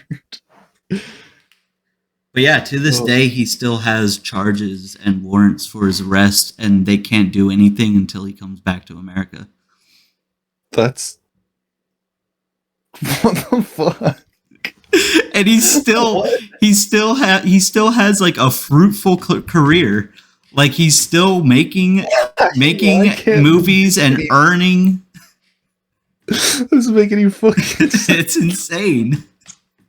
This dude has with so big time Hollywood actors such as Harrison Ford making bank in the box office here in America. He's just free to do it. He can't keep getting away with this.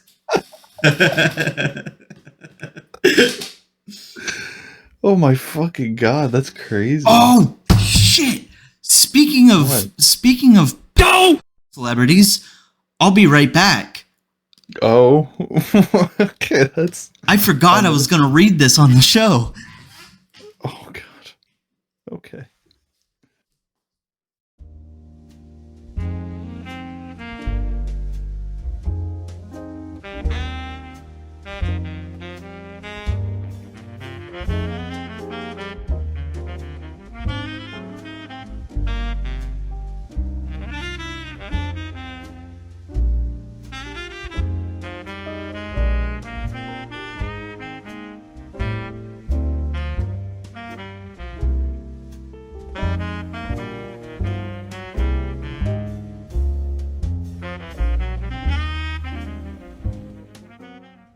So, I get the newspaper in my mail all the time, right? Mm-hmm. I don't read them. I usually just throw them away. But this specific one caught my eye. Oh shit. You're I'm right. getting so out of shape, man. I can't walk up and down those stairs. Anyway, That's not good. so I read this to my mom, and she's like, "You need to read that on your podcast." Okay. I'm like, you fucking bet I will. What the fuck? What are we in for? What do you got for me, boss? Roll into the Rowland. Phillipsburg rolls along with more movies at the Center Film Festival next week. I didn't know we had a film festival. What? Yeah, apparently this has been going on in my town, and I knew nothing about it. Okay. Phillipsburg is getting more popular every day, folks. Downtown is coming alive. The governor has been here twice in 4 months, and Oscar-winning actor Kevin Spacey. What? What? Big brag, big brag. Woo! Kevin Spacey was here. Holy fuck. You know, the guy who said I can because I'm gay. Right? Was that his excuse? My fucking God, I think so. It was either I'm gay or I'm Kevin Spacey. It was probably. Hold on. It was probably I'm Kevin Spacey. Kevin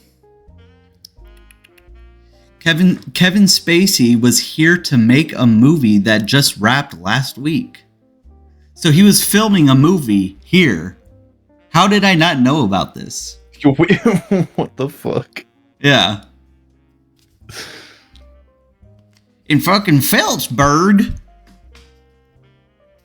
the dying town in Center County, Kevin Spacey was here to film a movie, apparently. And I've been living here for a whole year and I didn't even hear anything about it. Didn't even hear about it. Yeah. You have. Damn. Would have been one less on the earth.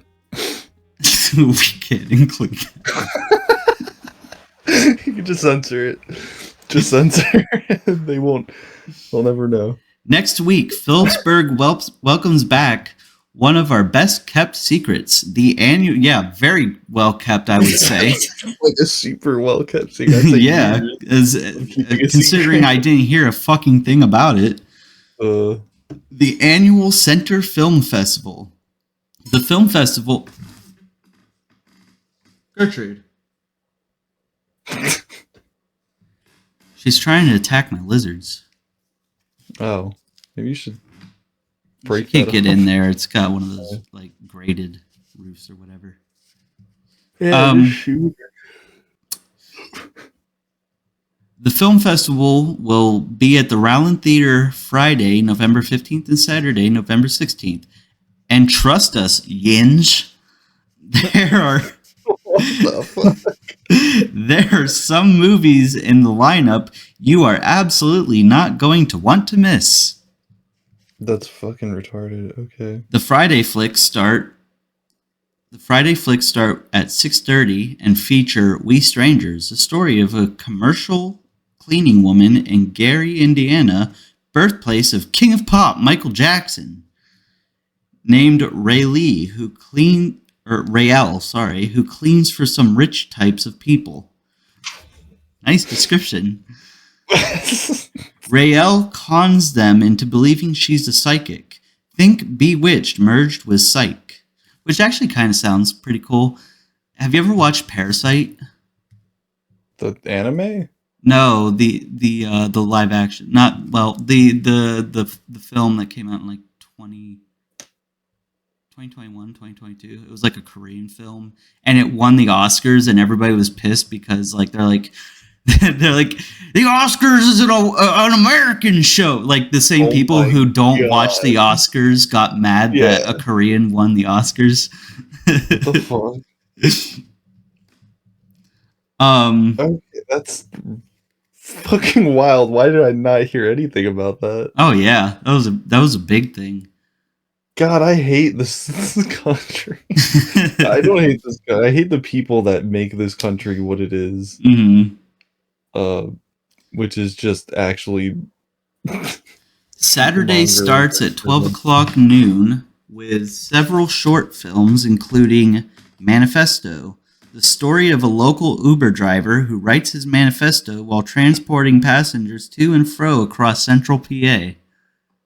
What the fuck? I'm could've kind of been excited to see this because I wonder if they're writing a story about me. That could have been you, dude. That could have been me.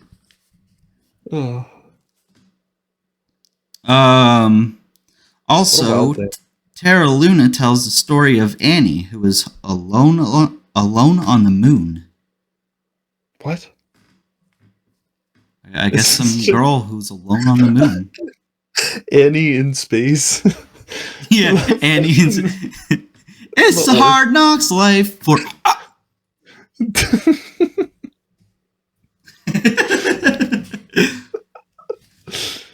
The sun will come out. The sun will come whenever. I don't fucking know what day it is now. Please, somebody send food and water.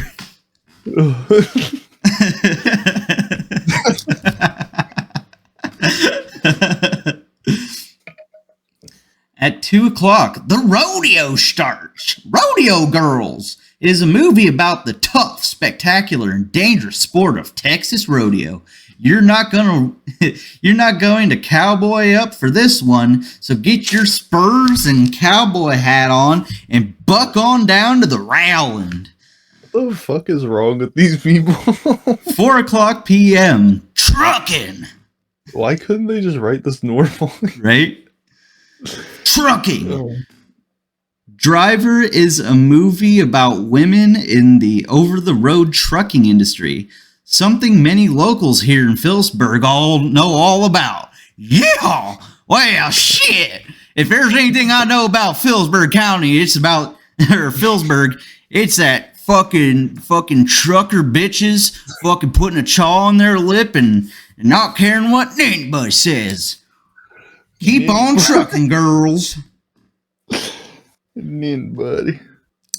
The day will finish at 7 o'clock p.m. with Seeds, a movie about an online social influencer who promotes for a fertilizer company.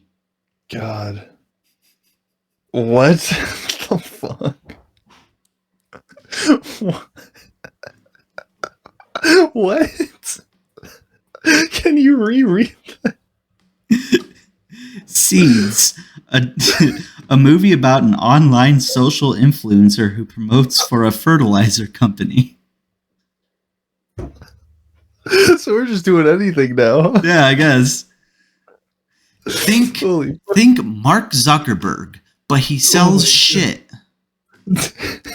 on his website. This is so horrible.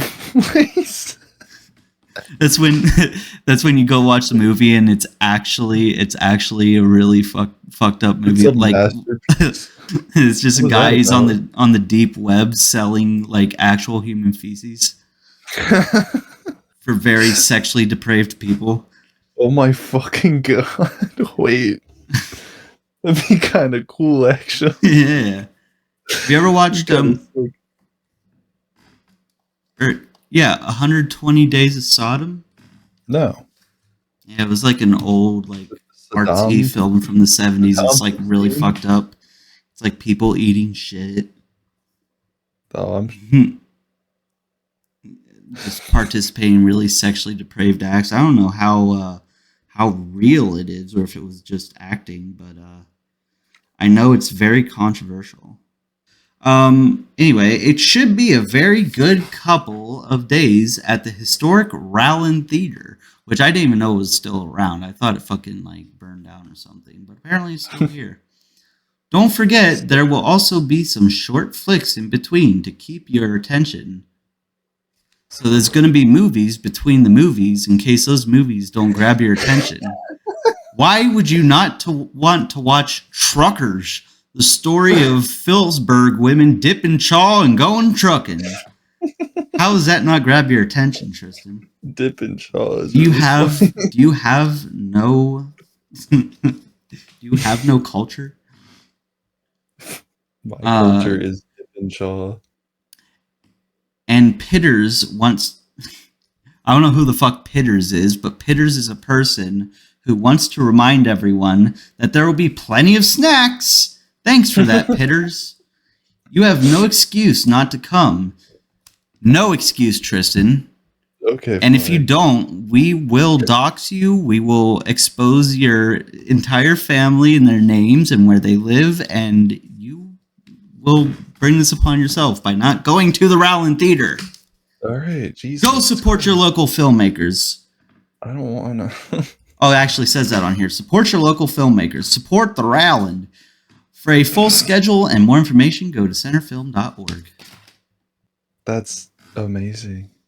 It is, isn't it? Dude, they got movies about selling fucking fertilizer online. Yeah, a whole ass movie about selling fertilizer on Facebook. That's awesome. A man uses MySpace.com to sell fertilizer. A man purchases fertilizer online, and you think that of me? I am the one who sells shit. I get mine fresh from the ow! Yo, jeez. You mean I can watch an entire movie of a man driving around State College, Pennsylvania in an Uber? I could feel. It really makes you feel like you hate yourself. The most interesting one just sounds like Annie on the Moon. I kind of want to see, like, maybe Annie's an alien. Maybe it's some like weird short film about an alien who's just stranded alone on the moon, and it's like some kind of like emotional.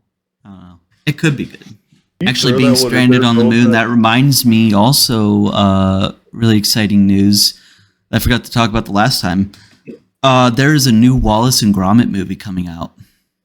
Oh shit! Really?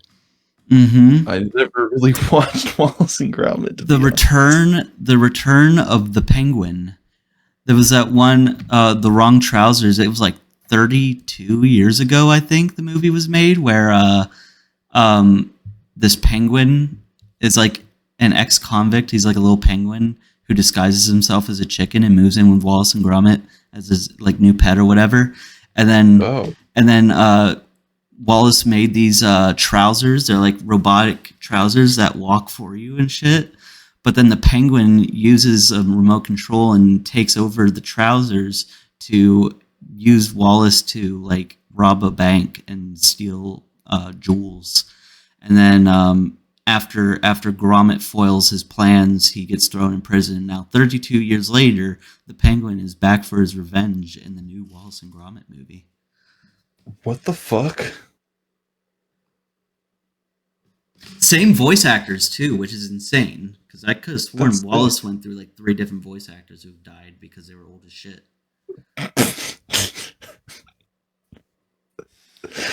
Yeah.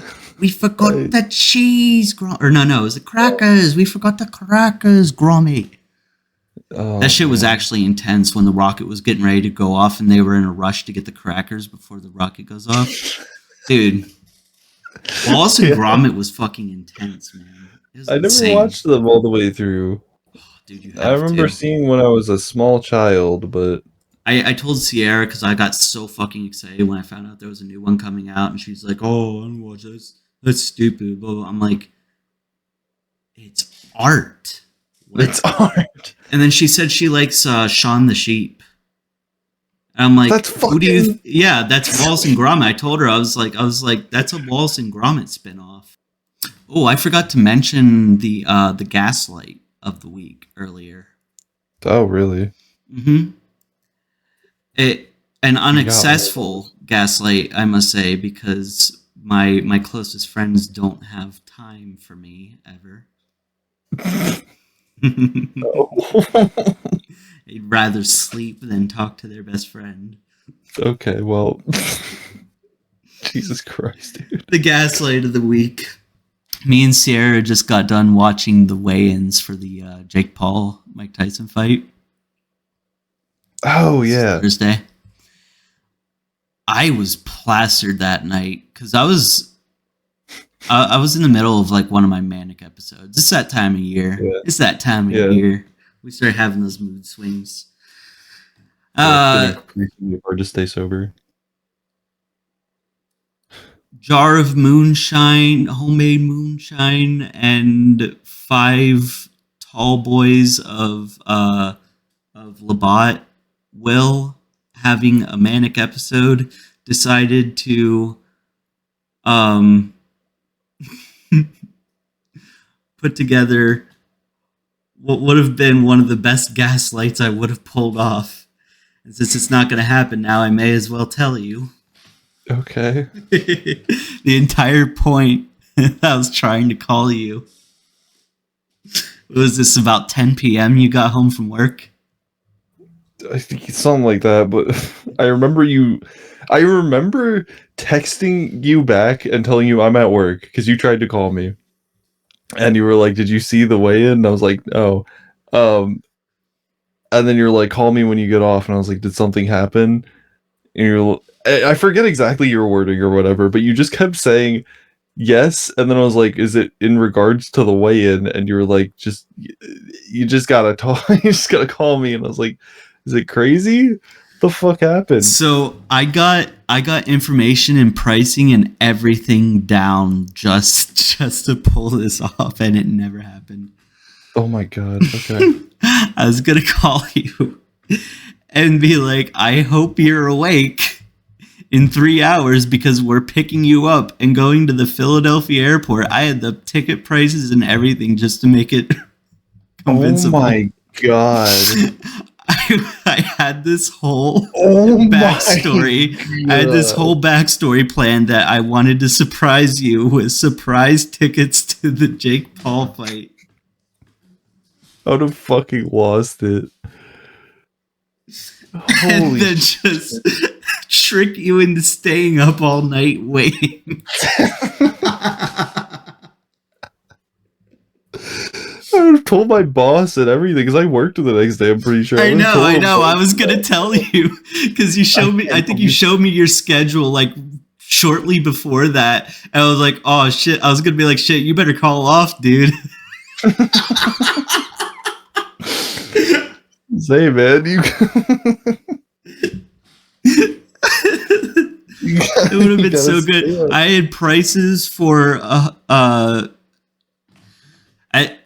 we had it planned because at one point, me and my manic episodes, I make really spontaneous decisions, and Sierra was very on board with it, so we did almost do it.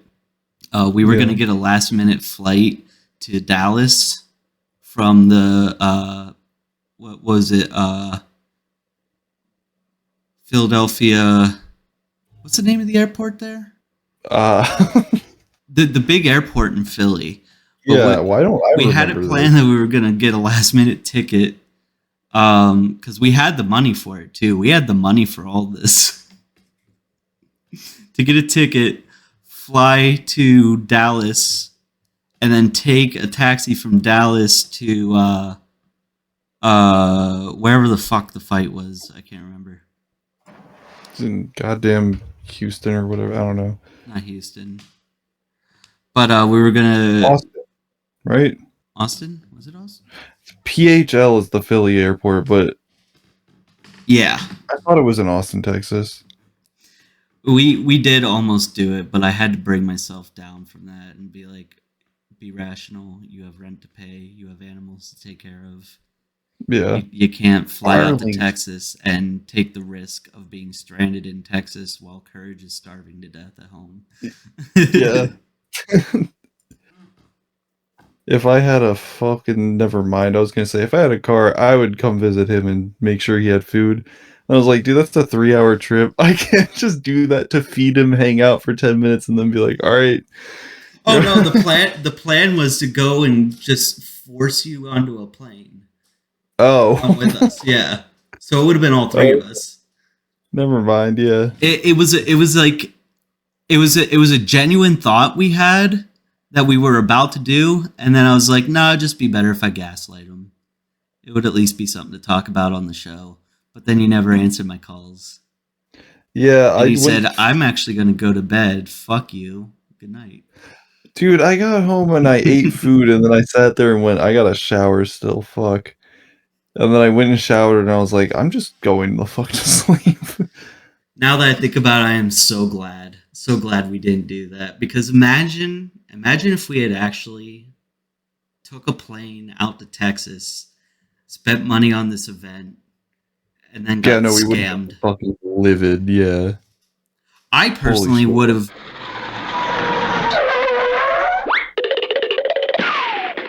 Yabba jabba doo! It's sound effects time!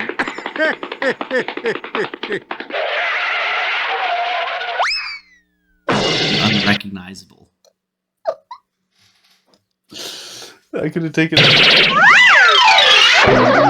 Hello, sound lovers. It's your old pal, Fred Flintstone. Dental records. Jesus Christ. And that's the long bleep of the episode.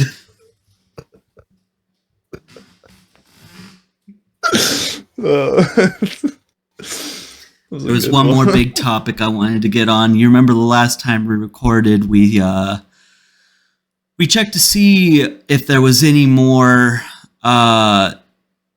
stories on the whole Mr. Beast miso beef situation. And to our surprise, updates were coming in. Updates were coming in as we looked it up. Probably the absolute most relevant thing that we've ever accidentally covered. Yeah. Sure enough, as soon as we got off,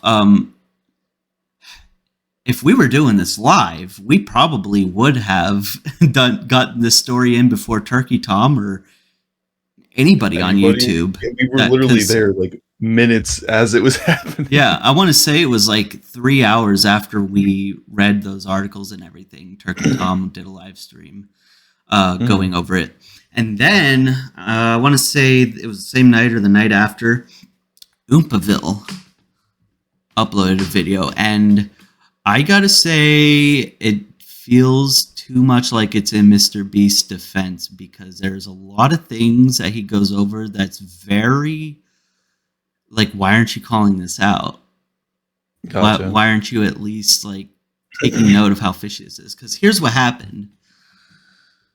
One of those many stories that came out, there was a lot more that came out that same night. There's a whole bunch of shit. But one of the big things was that there was an investigation into Mr. Beast's company. Investigating all of the allegations and everything that was brought up by Dogpack. Things that had evidence, right? Yeah. Because we watched the video. We seen all the evidence to back up the claims that were being made. Yeah. About them hiring predators to work there with the knowledge that they are on the registry. Yeah. Faking competitions... faking autographs, the assaults that took place in the company. Actually, I don't even think allegations were even brought up, but they still got investigated anyway. And here's the thing: out of everything that they investigated, the only thing that came back as what is actually happening at the company is that there were being taken place, and that they fired the people. They fired the people in like certain forms of management that were committing sexual Jesus harassment. Christ. I think that was the idea was to be like, hey, I took accountability, right? Right. But here's the thing. All these things that we know are true about the company came back as like, oh, there was no evidence of it. But here's what's really fishy about it. The people who conducted the investigation were all of the lawyers under Jimmy Beast's payroll. Yeah. Which is like, you can't do an internal investigation. That's not how this works. He paid lawyers, top lawyers, to do an internal investigation on his own company, and came back with no evidence of everything that employees have evidence of and have already shown evidence of. So So we bad need an move. outside fucking source. To Yeah, come in you and need a say, third "Oh, party, like unbiased source to do an investigation. You can't just It's hire a fucking- lawyer and be like, well, look, I'm clean. Hands are clean. I took This accountability of the one thing that did come back, and I have no, come back." Sorry. Shut up. Sorry. Yeah, no, it's just fucking that's retarded. Because like, it's the equivalent of him burning the evidence in front of you and being like, "What are you talking about?" Yeah, what are you talking about? This never happened. See? It's nowhere to be found. What are you talking about? I've never heard anybody. It's the equivalent of Mr. Beast. Sound Ideas is the world's leading producer of sound effects, and Hanna-Barbera is the king of cartoons for TV. Together, they make quite a team. In tears says, I'm going to tell everybody what you did to me. And then he tells her, tell them what? What happened? I didn't do anything. Are you okay? You're Are you crying. okay? Are you okay? You just woke up on the floor. I just found you like this. It's gaslighting everyone. Yeah. Can't compare it that way. That's such a fucking disgusting example. Jesus Christ, dude. I don't know what you're talking about. I think you might have female distemperament syndrome. I think you're going a little loony. Are you off your meds again? Are you off your What's meds up? again? Like, I don't take meds. Yes, you do. Yes, you do. Remember, your doctor always take prescribed meds. them. Are you Oh, not God. taking them? Then he hands her. no. Then he hands her Quaaludes. He's like, "Look, see, they're right here. Take these. Take these. You will be better." Take these right now. And then he.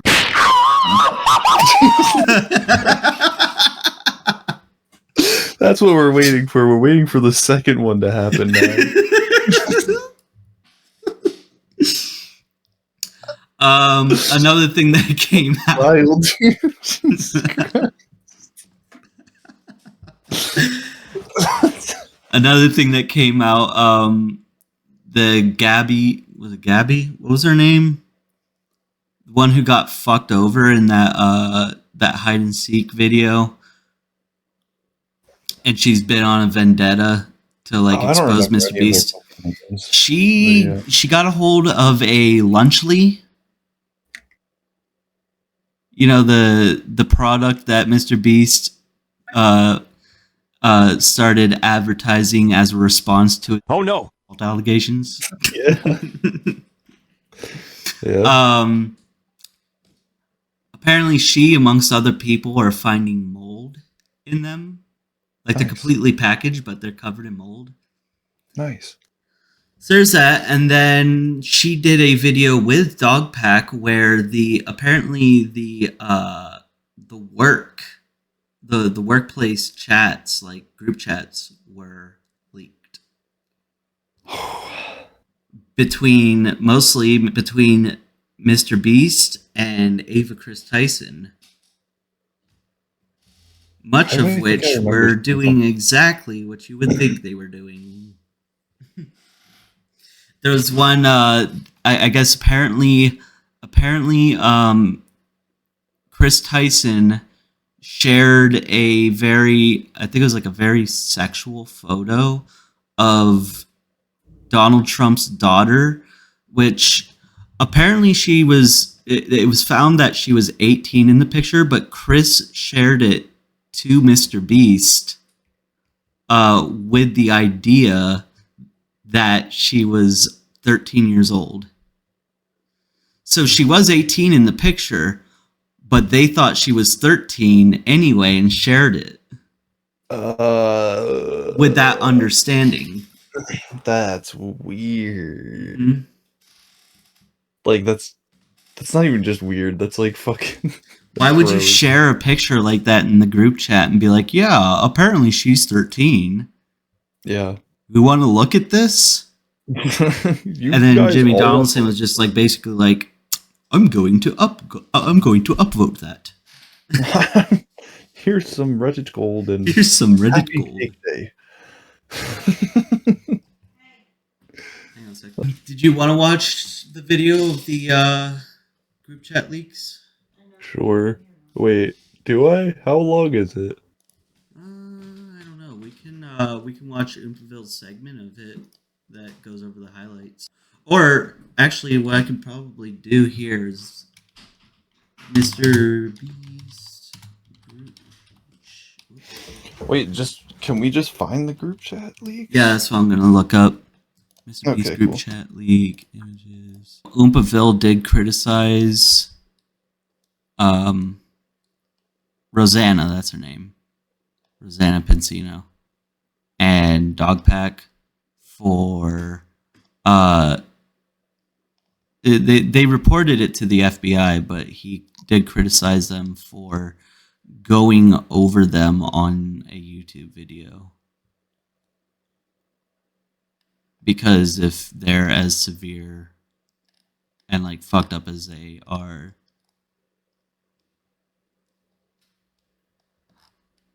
but I don't know. I mean, at least we got that information, I guess. Yeah, I guess. Mr. Beast reported to the FBI after YouTuber leaks group messages. Yeah, let's just watch the Oompaville video, because he'll go over. He goes over. Oh the, god. We'll just watch the highlights. Yeah, fuck, dude. Ah, fuck, Lois.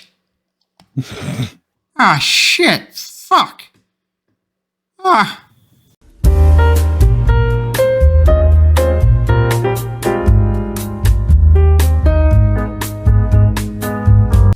See, that's one thing that he like fails to acknowledge in here. He even said like third party, blah blah blah, but he doesn't really acknowledge that these are lawyers paid by Mr. Beast to do an internal investigation of his own company. It's like that's what's shady about it, though. Yeah, it's like even if they are a third party, he hired them. Like he is paying them. He's paying them to not find evidence. Yeah, he's working with these people, like, so he is talking to them behind the scenes, regardless of what it's about.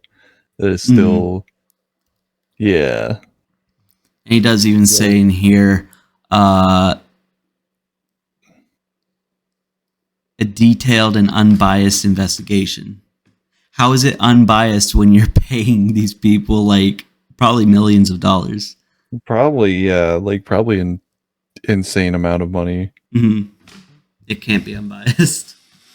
Plus, they're lawyers, dude. Yeah. Anyway.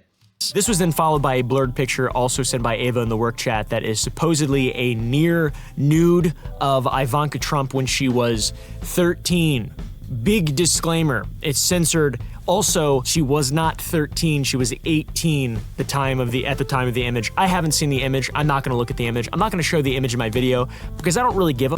That was just not true. None of that was true at all, and that's a big claim in a video, and that is a huge L. Ivanka Trump when she was 13. Yeah, and the message reads, so this photo is allegedly of Ivanka Trump when she was 13. Ava thought that this was possibly a 13-year-old, and she's posting it in a work chat. That is a big time L. I feel like, you know, the champion for ethics and the championing, all this stuff, that's cool. Championing for being a generational hater. See, my problem is I think he misses the point. I don't know if he does. I think... Well, because isn't the whole idea behind this that none of this is true anyway? Like, these so-called leaks aren't actually leaks. He, as far as I know... And that's why he was saying, like, this is, like, the sloppiest of journalism. Because it's just, I mean, their journalism has gone... Journalistic integrity has gone downhill. But... I don't know. I mean, there's.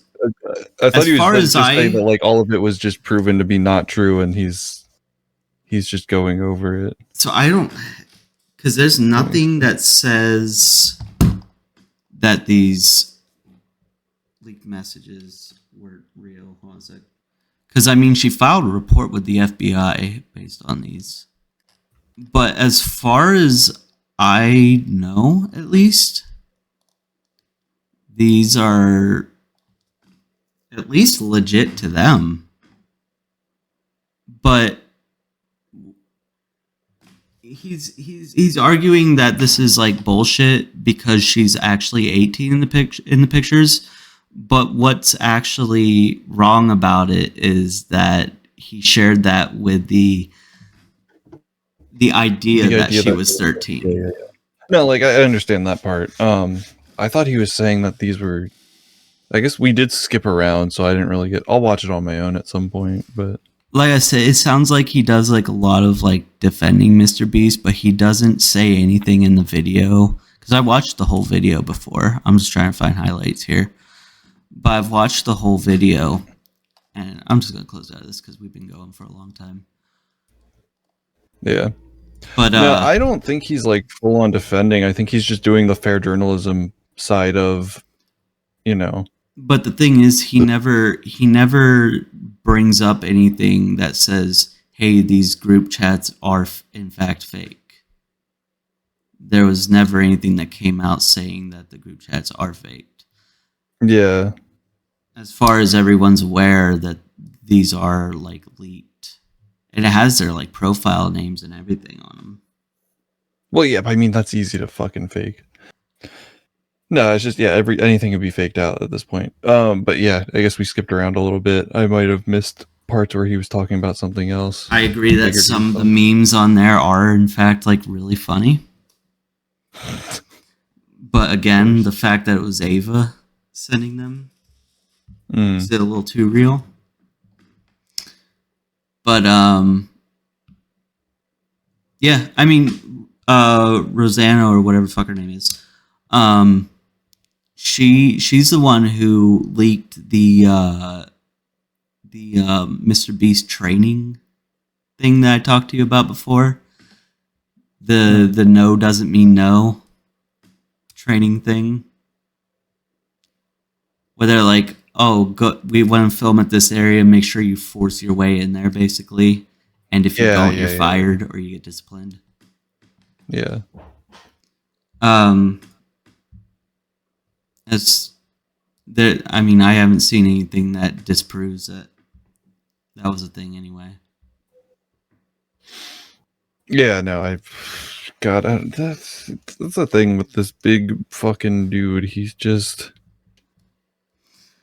But it's just the fact. It's just the fact that it was already a red flag when he didn't acknowledge the fact that the lawyers he hired to do an investigation on his company,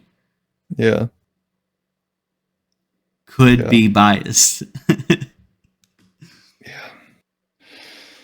Oh, but that's whatever. I guess that's whatever, and this has been the Uncle Bill Show.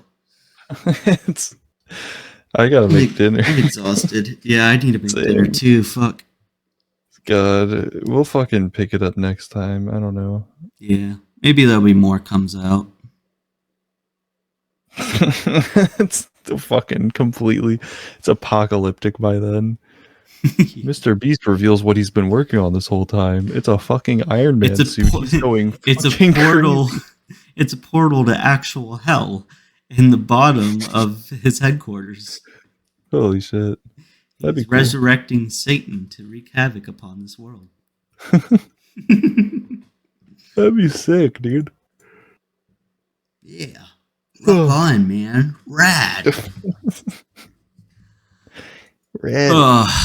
Rad. Fucking let's get the fuck out of here, dude. Join us next time when I force Tristan to watch Star Wars. Oh. We could watch so many better things. Fuck you. Star Wars kicks ass. Yeah, sorry. Star Wars is the peak of cinema. I literally... That was my cat. Holy shit. I just saw this shadow out of the corner of my eye. I'm like, what the fuck was that? She moved so quick.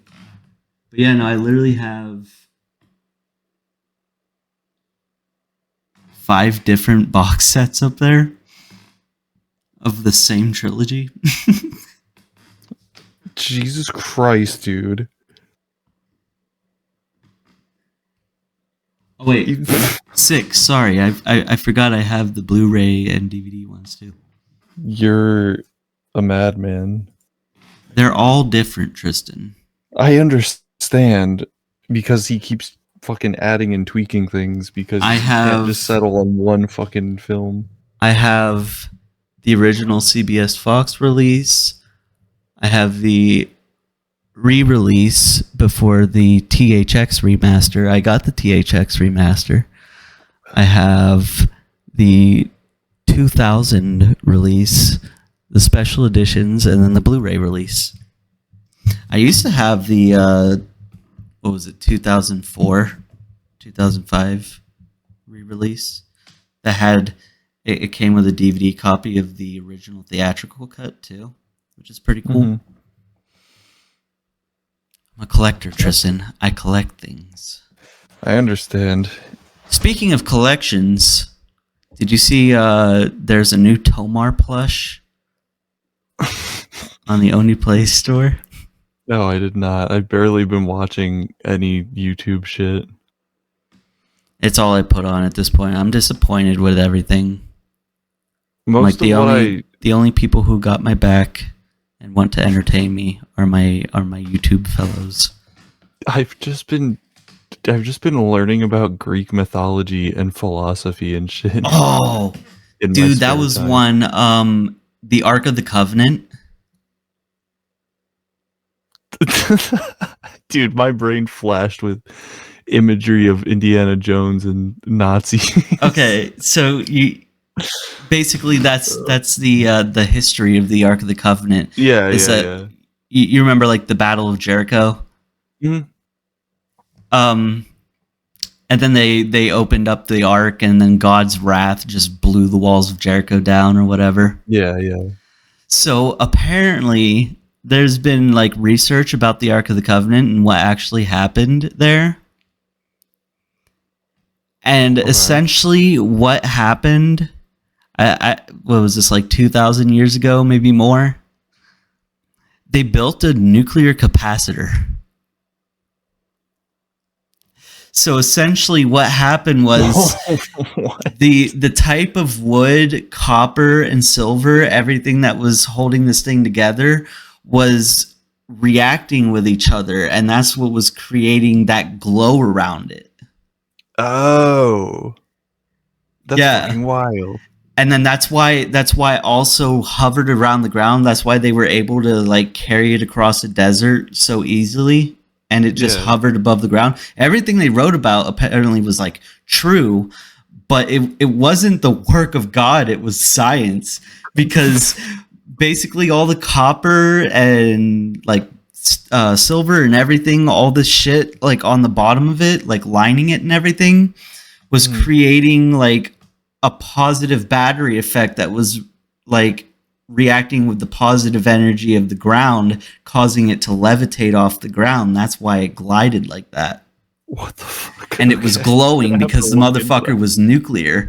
So essentially what happened was they brought this to Jericho, dropped it off, and when they touched it, it had like all that friction from carrying across the desert built up static electricity on the inside, that because of the wood it was used and the copper that conducted all the energy, the static electricity, just nuclearized it, like turned into a giant fucking battery. So whenever they opened this thing, it fucking exploded. It was like a nuclear bomb. They built a nuke. Yeah. Fucking Oppenheimer. Like ain't shit. thousands of years before Oppenheimer was even born. That's awesome. I have to look into Yeah. that. That's so sick. It's fucking awesome. Oh. Like that is actually insane. There's your little piece of fucking whatever we want to call that. History. The end of the history, because I don't. Aliens. Was that a real thing, or was that just? This is like years of scientific research about like the material they used, how it like reacts to static, man? electricity, and everything. Like just That's touching the awesome. thing would fucking turn you into dust. That's so Mist, red mist. sick. Red mist. Sick. Okay. Cool. Yeah. Yeah. That's fucking Okay. awesome. We're learning things. See, You're learning things. there's cool shit out there. The world ain't so bad. One of my favorite hobbies is getting like really drunk with my cousin and then like calculating space time to figure out how long it would take to get from like one planet to another in a different galaxy and shit.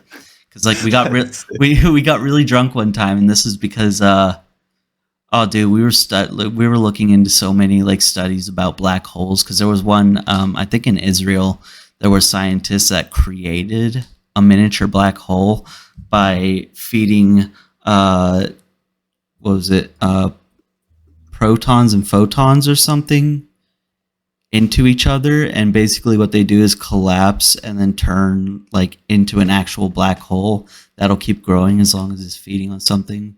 But like when they shut off the photons or reverse it or whatever, then it'll starve. Like a black hole can't keep growing unless it's eating matter or whatever. Okay. So then it dies out whenever they stop feeding it the atoms or whatever. Like whatever those are called. I'm not drunk enough right now to get into science, but that was really cool. But like one thing we were looking into was I think it was actually Penn State like scientists or whatever, like not rocket scientists, but like what are those guys that study space? Astrophysicist. Astrophysics. That sounds about right. I don't know. There's a bunch of different people that study different ideas So of space stuff. somebody received a radio signal that came from space, and they were trying to figure out where it's coming from. Like, is it a signal that came from Earth and then bounced off a satellite and came back? And they're trying to figure out like where the trajectory was coming from. And they studied the trajectory, found out it didn't come into contact with any satellites, and then they basically, like, you know how like the Hubble telescope from NASA, it's like able to go out and discover other galaxies. Have you ever seen the Hubble telescope? Yeah, Pictures from it? Yeah. So basically they did basically like that and calculated the trajectory and were able to pinpoint exactly what where it came from, like what galaxy or whatever, what planet. And they found that there are 2 planets in that solar system that could be habitable, but like one is way too cold for life to exist on it, but one is almost identical to Earth. And then me and my cousin just sat here and we were like calculating like space time, like E equals MC squared, you know? Yeah. like the speed of light, like how long does it take to travel this many light years away, and like the speed of light. So how long would it take for a transmission to go out there for them to receive it and then send one back to us? And then we came to the conclusion that it was 7.5 years. So it's like really fun to do, fun thing to do when you're drinking. Christ, Yeah. 7.5 years it would take to send a signal out to that planet and then receive one back. That's sick. So that being said, if we were ever to create a capsule, basically a ship that can travel, like transport us at the speed of light without dissolving us into like molecular fucking dust. If we were ever to do that, we could travel to another habitable planet with like actual people. I guess I'm not going to say humans because we don't know if they're humans or not, but we could travel there. Human beings. Yeah, we could travel there in 3.25 years. That's how long it would take. That's fucking sick. Right? Yeah. 3.25. Damn. We could do all Math is fun sometimes. Yeah. I'm I'd always say- like bouncing back and forth, like being fascinated with space or being fascinated with the ocean. I mean, why not both? But like, you know. Sierra just said something last night about finding aliens in the ocean. I'm like, dude, have you ever seen an octopus? Like, Yeah. those motherfuckers are like, Those are aliens. they are literally like aliens. They're like fucking smart as shit. Creepy, dude. It's super weird. Octopussies. Have you ever seen videos of them like opening cans to like get food out of them or whatever? I Shit told like you about how that. they use coconuts as armor to like Oh, you did tell me about that. Yeah. guard themselves while they're running across dangerous areas of the ocean floor because they can map the ocean floor out because they have the brain capacity to do that. That's been the Uncle Bill show. I think this one might have been pretty decent. Yeah, I think so. We have to cut out a lot of it. Hey, we got a good fan fiction in this time. A lot better than Cartoon Wars. Yeah, Jar Jar. Jar Jar bending Emperor Palpatine over the table and just He just letting wanted to lust take over. That's the way they could have put that. You can't say that. Just letting my instincts just completely take over this whole situation. Yeah. My sexual raw instinct. not even using any kind of brain power. Just let my animalic energy hold this person down and let whatever happen. Dude, oh my god. Well, see you in the next one if we're not canceled. Have a good night. I'm just gonna bleep it. Fuck it. Yeah. And that's the show. I hope you enjoyed that one. It's hard to believe we're already 14 episodes in with 2 more on the way. Maybe one day we'll have enough revenue to pay Iron Mike to rock Jake's jaw for real in the official UBTV boxing event. Or even on the street where there are no regulations. That would be even cooler. But we'll need your support to get there. So make sure to subscribe and hit that bell so you don't miss a single